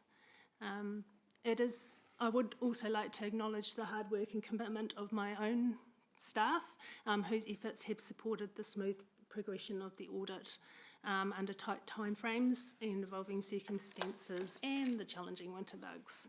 So I'm really grateful for a committed team of professionals. In regards to the audit qualification which we have previously brought to the committee has been confirmed in regards to the valuation of the Three Waters reticulation assets. The draft audit opinion remains consistent with our previous advice around a limitation of scope, very much in line with the Dunedin report which we have previously referenced. This reflects the auditor's inability to obtain sufficient appropriate evidence to support the valuation of those particular assets. There is one issue that is currently flagged within the audit process, and that is a service performance measure for road smoothness. There has been some issues in regards to the data supplied by NZTA to councils, and that is, it would have a material impact should we not be able to resolve that. However, we are expecting that that will be resolved in time to progress smoothly and achieve our goals. Yeah. So that brings me to the end of my update. I take the rest of the report as read, and I will hand over to Ethel to provide further commentary. Before you speak, Ethel, I just wonder if, as chair, I could also note my appreciation, firstly, of your team, Sarah. We have got an aggressive timetable this year to get this through as is ideal prior to the election, which has meant, I'm sure, extra pressure. And Ethel, I also just want to record as chair my appreciation for the approach that you and Kat and Erica and team have taken. And that's partly in evidence in the fact that we've got this really good memo from you, and it's a continuation of the ongoing information you're giving our committee. So I'm deeply grateful for that. So perhaps you'd like to speak to it. Kat's obviously prefaced the key issues, but I'd like to hear your views, please. Yeah, look, kia ora tātou, and thanks for the opportunity to just to share where we were up to. Look, I actually, everything Sarah said was pretty much what I was going to say, because she summarised where the audit's at, and I think that reflects the fact that the teams have been working very closely, so we've been communicating where the audit report and audit opinion's been heading. The only other thing the audit report will include, and it's not a qualification, it's just highlighting a significant uncertainty, which is around the waters, which shouldn't be a surprise. And this isn't just Hamilton. All the councils are in various positions in terms of their process. Where a council is going into an arrangement where there's a multi-council CCO, the uncertainty is primarily around whether the Secretary of Local Government's approved the plan, which in your case they have, and whether and around effectively the accounting of the transfer of assets, debt, reserves and other things in the future. And that's yet to be worked through, so that the annual report, we're just working on fine-tuning the disclosures. The emphasis of matter in the audit report would just say, as disclosed on page, in note 1, I think it's going to be, council is planning this process to transfer the waters. So that's the only other thing I would add to what Sarah's already said. Happy to talk a little bit more about the qualification if you like. And I think I'll pause there. Yeah, there is this one loose end with the road smoothness measure. So it's an important measure because it's an indicator of the quality of the network. And there's some complications just with a change in process at NZTA this year. But I heard yesterday the resolution's coming today.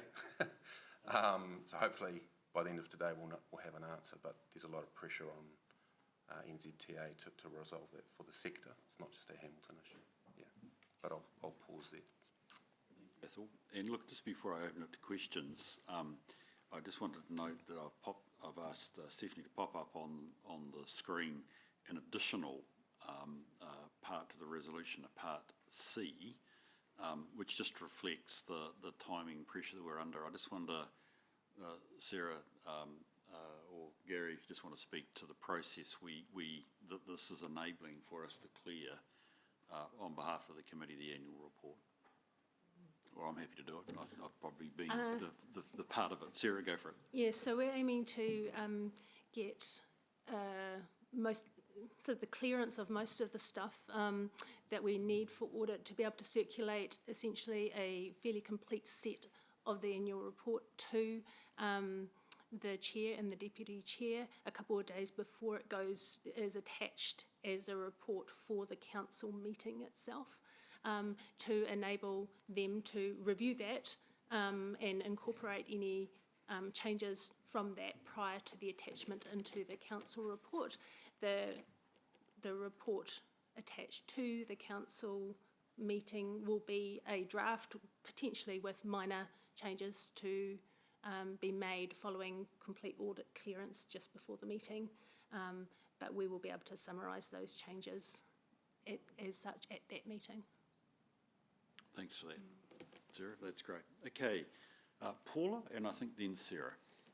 You partially answered my question about the one of them anyway, around the revaluation of the valuation of water assets.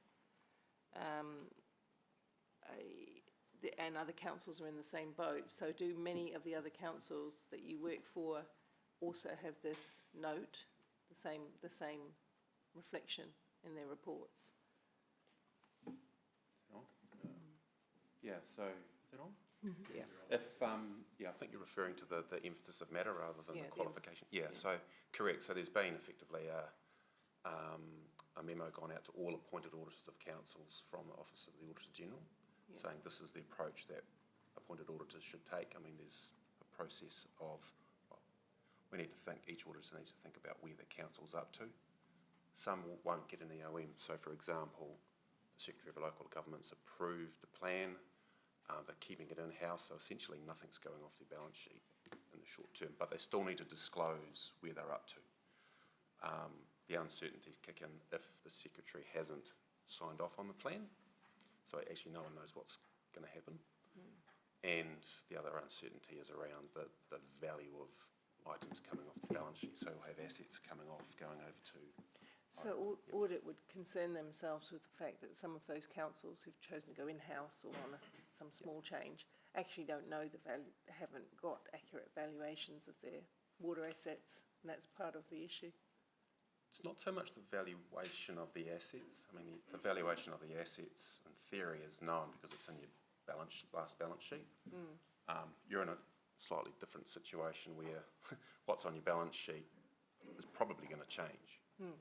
You're quite unique, whereas all the other councils, as far as I'm aware, the balances should be fairly close to fair value. So that's maths, and in terms of the government's clear directive to make financial improvements to the way you manage water, if the government doesn't approve their water plan, the risk will be, there'll be more chance of those councils having modified audits going forward, or do you take a neutral approach there as long as they've done their maths correctly? You don't mind that they haven't invested? Yeah. Does that make? I might be able to help kind of clarify, I think, the question you're asking. So the first one is around, legislation that councils have to deal with in terms of dealing with local waters done well legislation and their choices there. Obviously, different councils doing things in different ways. There is a need, obviously, for real transparency to the community of where each reporting council is at and what the implications of those choices in transferring stuff. For us, obviously, having had the water surface delivery plan confirmed, that's helpful because that reduces some uncertainty in terms of you've got assurance that the regulators reviewed that. The second piece that Athol was talking about is our specified decision to transfer to a CCO means that that has implications for our current financial position. Got nothing to do with the valuation issue we've got, although the valuation of assets for the transfer is a critical issue that we have not yet determined. And so that creates an emphasis of matter, which is really about highlighting, in addition to the disclosures that are in the annual report, it highlights this is the status under which this annual report's been produced, and therefore there's some implications in terms of uncertainty on what, say, next year's balance sheet would look like.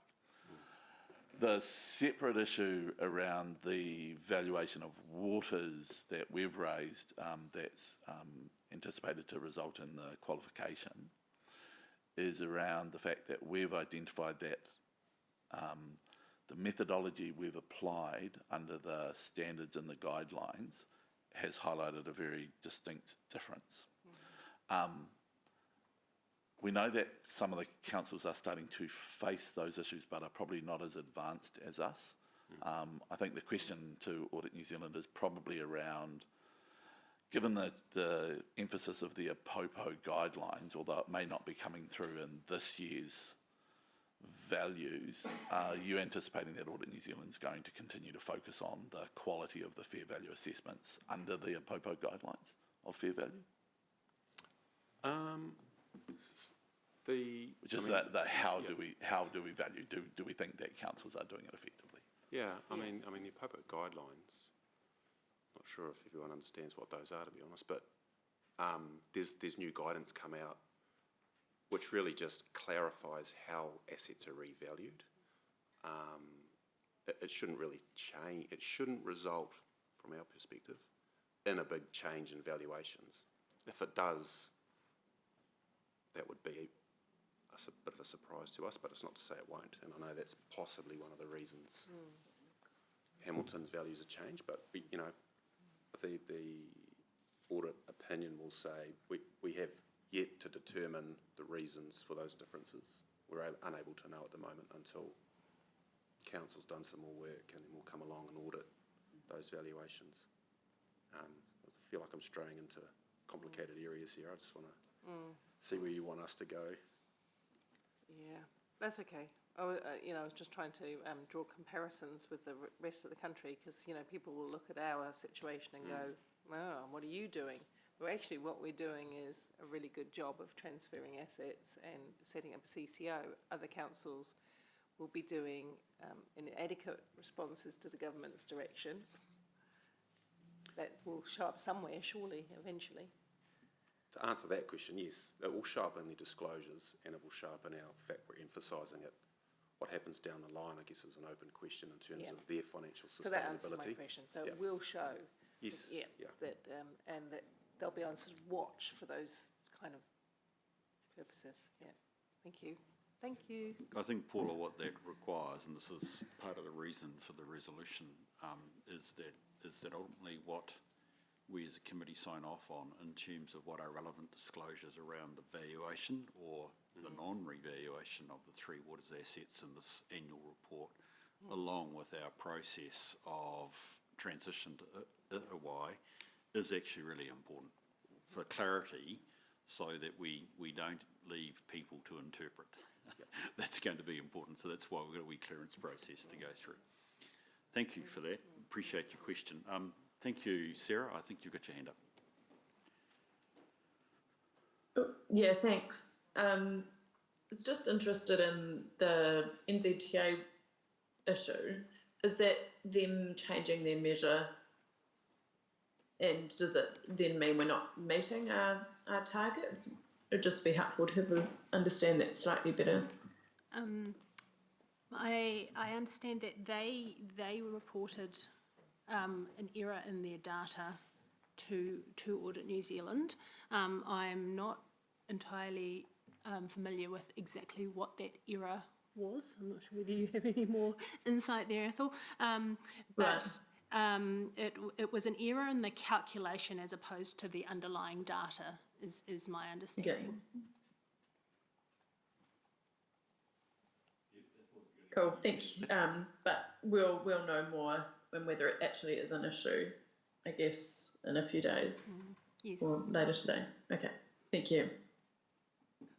We are always interested in comparatives. I don't blame anybody for doing that. I think what you're reflecting here, Ethel, is that this NZTA issue is affecting all councils. It's not just, this isn't a Hamilton only issue. This is affecting all councils. So probably in some sense all councils are going to get it right, or they're all going to get it wrong, or whatever the right word is. It'll be interesting to see where that one gets to. Carol. Thanks. So just a quick one on back on the valuation of infrastructure assets. You talked in your paper about the opinion review committee meeting late August.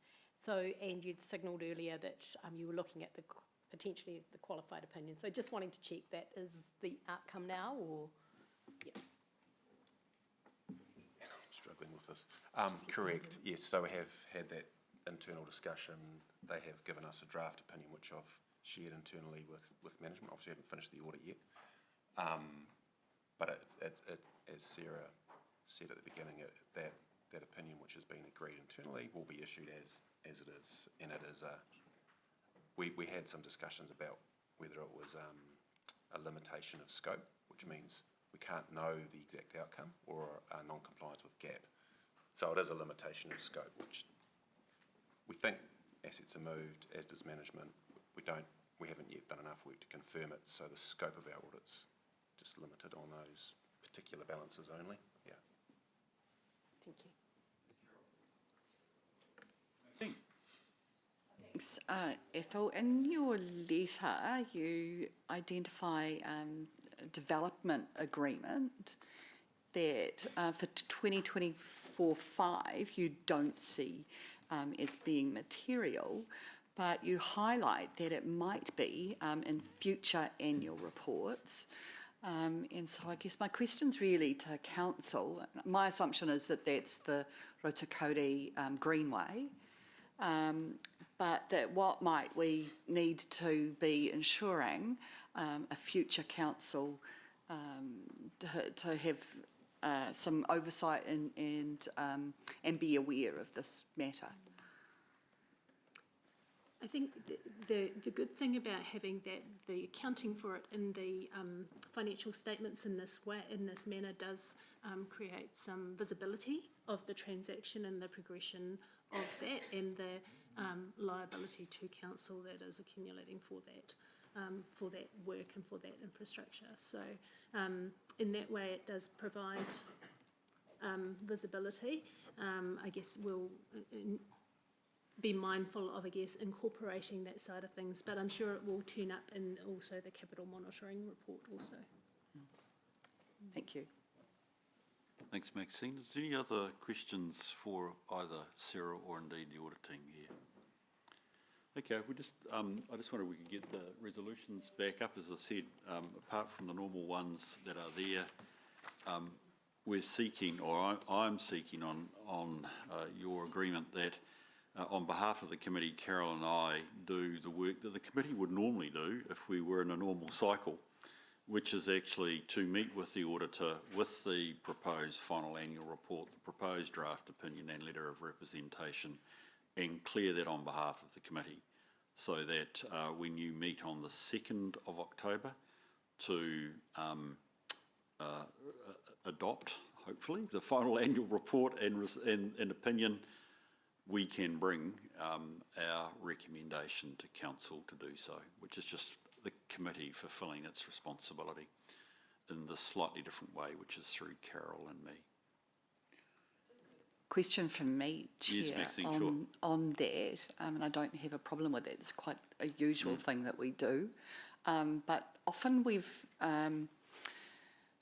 circulated what the document is prior to it coming to into the formal agenda, so that if there is anything that members wanted to raise, yes, that's right. there was the opportunity to amend before it got into that formal process. Is that something that can be considered?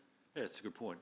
Sarah, Gary, is that you're right, that we would normally have a chance. I mean, this is the problem of the pressured environment we're in to get it done before the elections. We would normally have a time with the committee to consider it, which we don't have. So is there a sort of an interim process possible here, Gary? I don't want to commit to it because I just want to align the timelines, which may restrict our ability. But we'll go back and have a look and see what we can do. It just may be the methodology we have to do, just in terms of aligning that with the formal agenda, as in we might have to release some aspects structurally quite differently.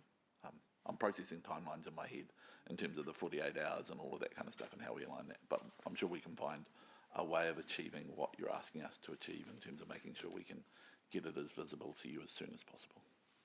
I'd be very keen if you could, Gary. Good question, Maxine. I'm not. This is not to try and avoid elected members having an input, but it's just recognising the pressure of the time. Okay. Any other comments or questions on this motion? In which case, I'm happy to move it. Do I have a seconder? Thank you, Maxine. Is there any debate on the motion? There being none, I'll put the motion. All those in favour, please say aye. Those against? It's carried. Well, I said I'd break at 11. I thought we had a 10-minute item. It's gone for 20, which is good. Thank you for that. It's been a very useful discussion. I wonder, Councillor, useful to take a break now and be back at 11:30, please? Is that okay? Great. Thank you very much.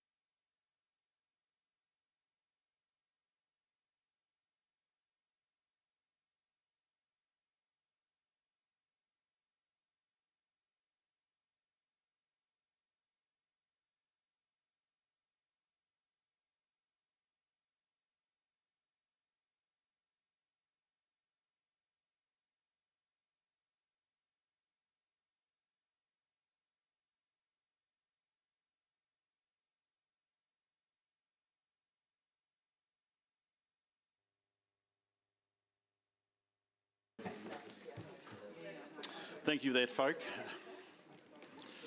It was appreciative, acknowledged that we had chocolate biscuits for our final meeting for the Triennium. Well done. Okay, I wonder if we could keep ourselves moving. Thank you so far for this morning, the energy you're showing. I would like to move on to the internal audit report, our KPMG work. Please. Thanks, Sarah.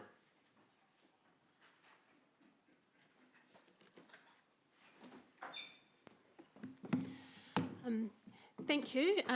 I have nothing to add to the report, but we do have Ash online from KPMG to speak on behalf of this report.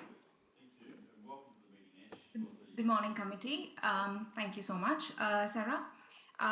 Just from the current internal audit plan, we have a future fit simplification program controls impact assessment. The scope is with the management for review, and we are aiming to kick that off in September. And like every year, the refresher internal audit plan has been initiated. We have had initial discussions with the key stakeholders, and we'll be putting up the refreshed internal audit plan to the next committee. Happy to take any questions. Thank you, Ash. Good and succinct, and I think this is a good reporting, good accountability of progress, but obviously there's more to come once the reporting starts, so that's brilliant. Any questions for either Ash or Sarah on the report? There's none. Would I have a person prepared to receive? Thank you, Ewan. Thank you, Carol. I'll put the motion. All those in favour, please say aye. Aye. Those against, it's carried. Thank you, Ash. Appreciate that. Right, other independent assurance updates. He doesn't run it like everybody else. Yeah. What have I done? This is another very quick update. Have I missed one? No, you're fine. Because I always try and miss the odd item as I go through it, Sarah. You should know that. It's all right. It's always entertaining. Thank you, Sarah. On your hands. Okay, this report here is not a significant update, but has provided a little more information as to the expected dates of upcoming audits. So I'll take the report as read. Right, folk, questions, comments? I'll second. Okay, that's fine. I think that's good. Is there going to be a debate on that motion? No. There won't be. That's good. I'll put the motion. All those in favour, please say aye. Those against, it's carried. Thank you. Righty, and I think if I got it right, I'm really worried, Gary, that I've done something which you've really discombobulated me here. I think it's the organisational improvement report, please. Thank you. There is generally good progress being made in the key areas, and the monitoring continues to ensure that recommendations from the various reports that we receive are implemented. That I will take the report as read. Thank you. Appreciate that, Sarah. Questions? You'll move. Thank you, Ewan. I have a seconder. Thank you, Maxine. But before we get to the motion, I did have a question. If you go to the appendix, I was just interested in the procurement review. And I can explain the reasons why, but I don't think it's overly relevant. But I'm always interested in our quality of our procurement. These are reasonable recommendations, and we are past the planned date. Is there any comment about any FET where it's at, why we've got them outstanding? So we have taken the feedback on the maturity assessment follow-up stage and plan development back through to executive. That included a maturity pathway, I want to say of about 35 specific individual focus areas. We have phased those with, I think, three or four initial key priorities, predominantly around a refreshed approach to strategy, which we intend to take back to the committee as an induction process to the council as part of the induction process, which will give them an effective introduction to our approach to procurement. We're revising the policy so that we separate external policy so that we increase transparency to the community on our approach to procurement, while still maintaining internal policy, which is the management playbook by which we undertake procurement. Obviously, we don't want that to be external. And we're working on clarity on the operating model, roles and responsibilities in particular. So those four are kind of the priority. The balance is currently having action plans developed, which will dictate the timelines, which we then anticipate to be able to bring back into this plan with a much more detailed list, actually, of the complete items, especially the major ones. I would just note that the date on there is not when it was due, it was when it was raised. Oh, fair point. Yeah. Thank you, Sarah. Good correction. Thank you, Sarah. Look, I will be interested to see.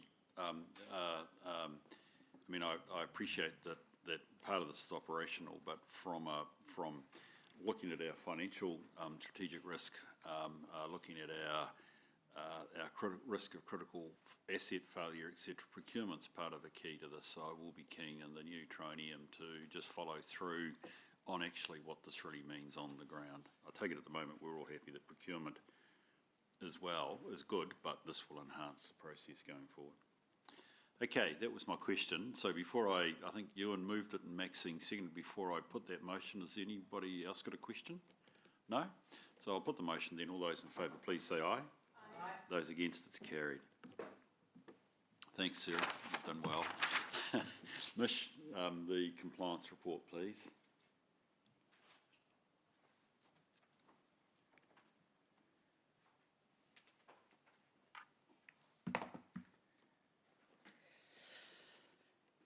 Good morning.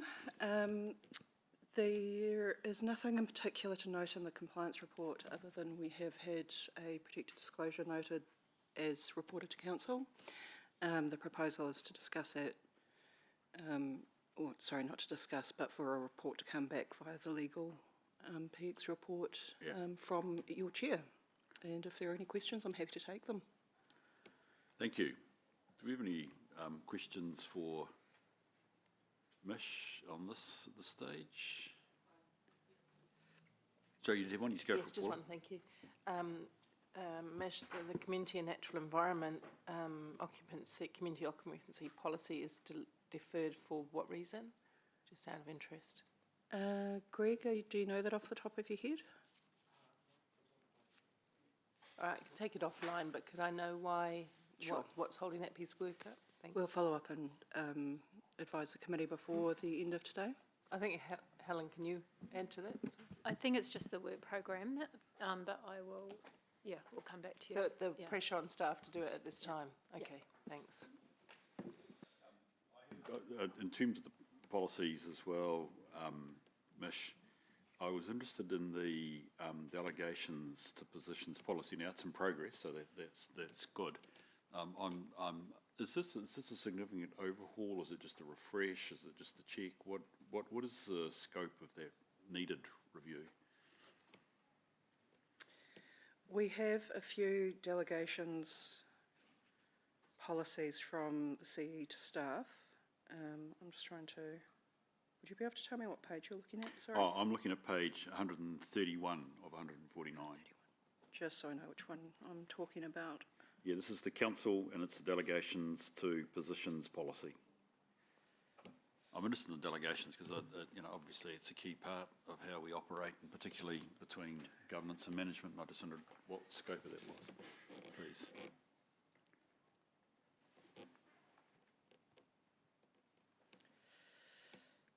Right.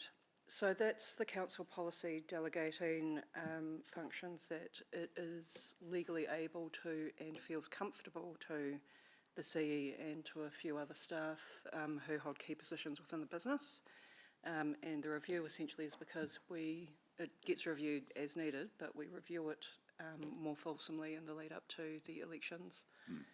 Because while the delegation stands, regardless of which council training there is, the assumption is that the new council will want to have the opportunity to review those. So we do a more fulsome review every 3 years in preparation to give the council that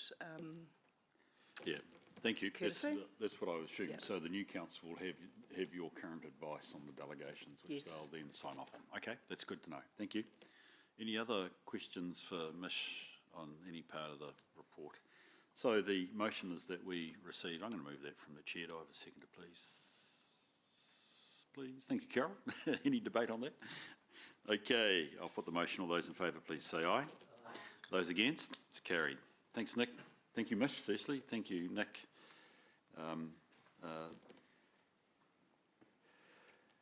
Our self-review. Yeah, so it's something that we do every year for this committee. Is just a bit of a pulse check to see how we are going and the effectiveness, I guess, across those different questions.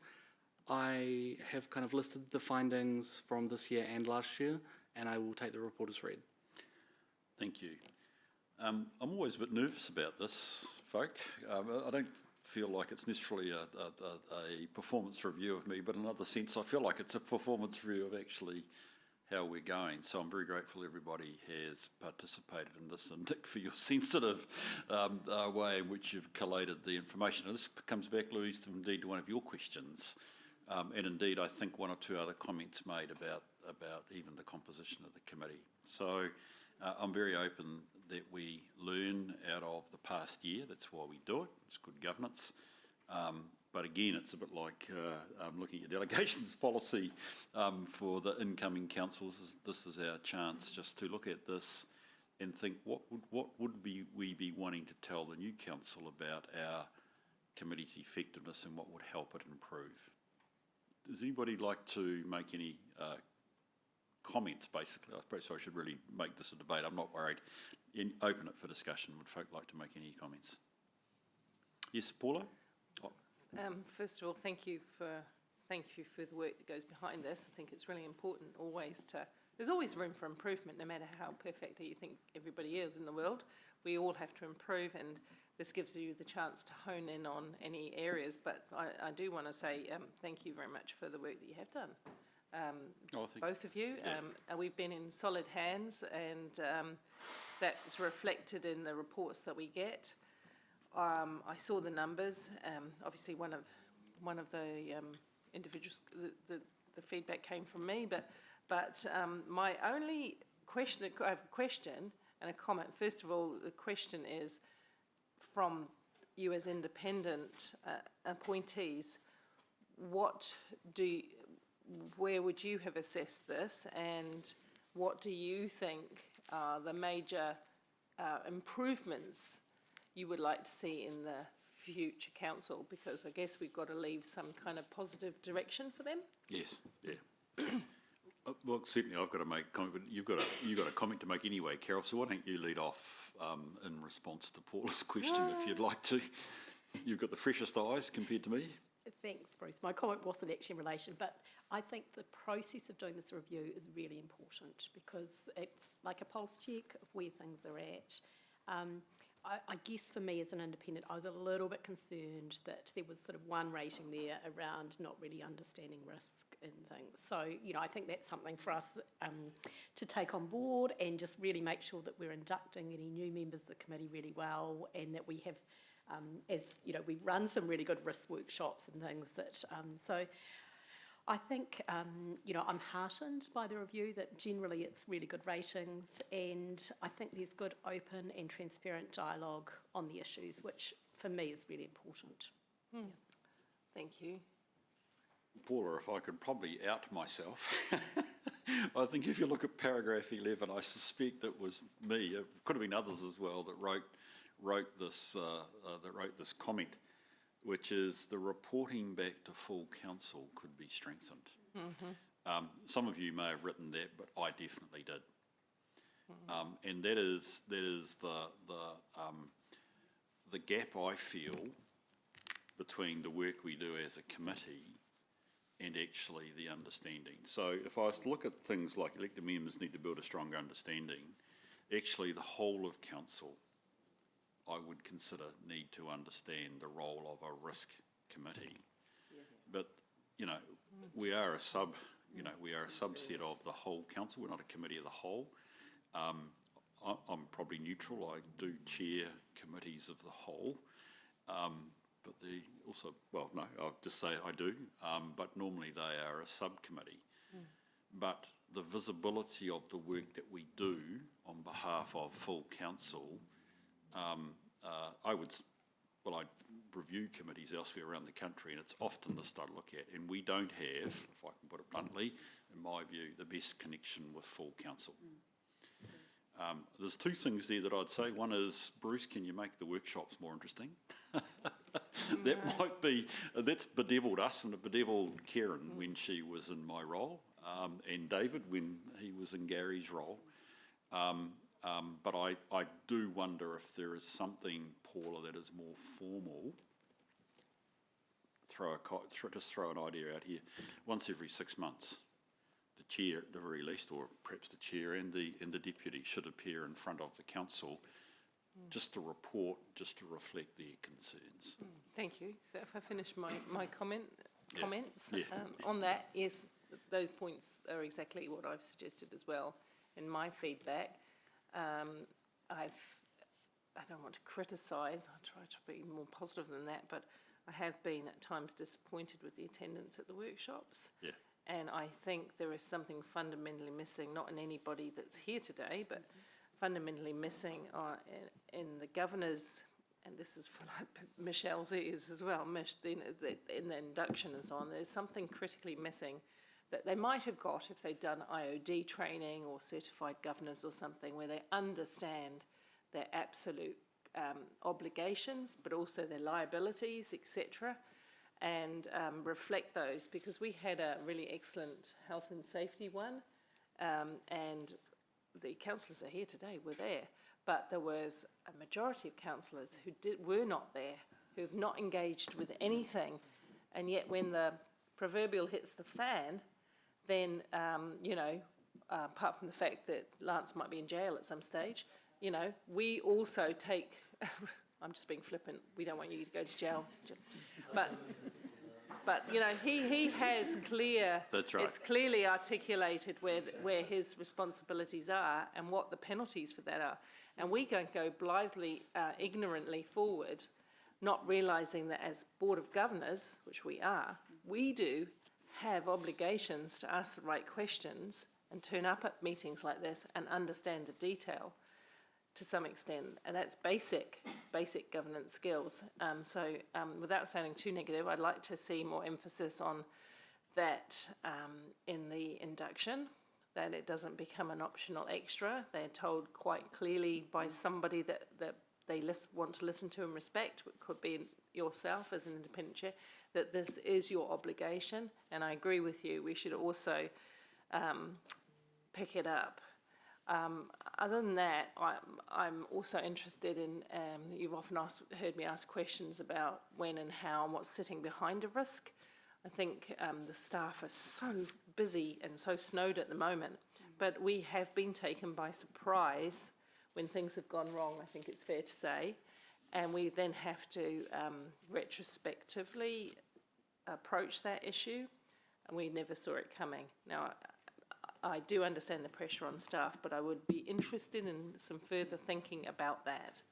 What's the transparency around those issues, so that I don't hear them after quite a delay. I would think there's probably a bit of a nexus between that concern. We already have some developing and good work from Nick around emerging risk, which is clearly should be a warning sign. But I think there's a nexus also between that your request with actually what is number 2 in paragraph 13, a request that members are able to raise questions and topics for thorough examination and workshops. And I think we should explore that, because that actually might also make the workshops more relevant to a greater majority, Paula. And if I could just modify one statement I made, it doesn't apply to everyone, and I do want to say that quite a number of the GMs do keep me informed, and Lance most definitely does. He'll give me a call when he can.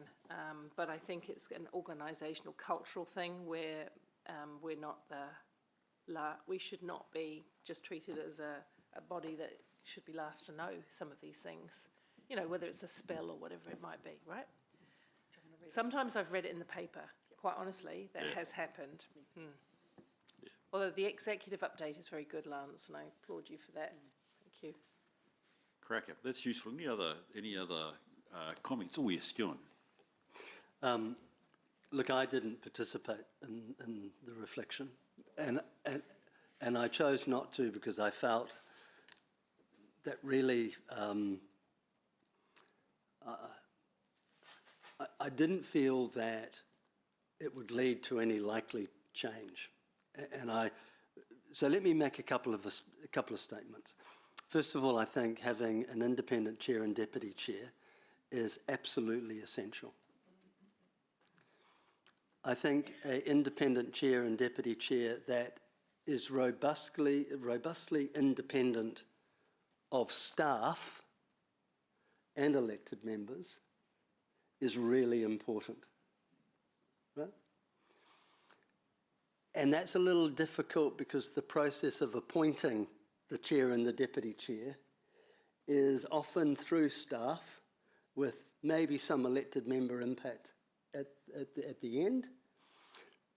But as a true independent audit, it's really important that the chair and the deputy chair are strongly independent.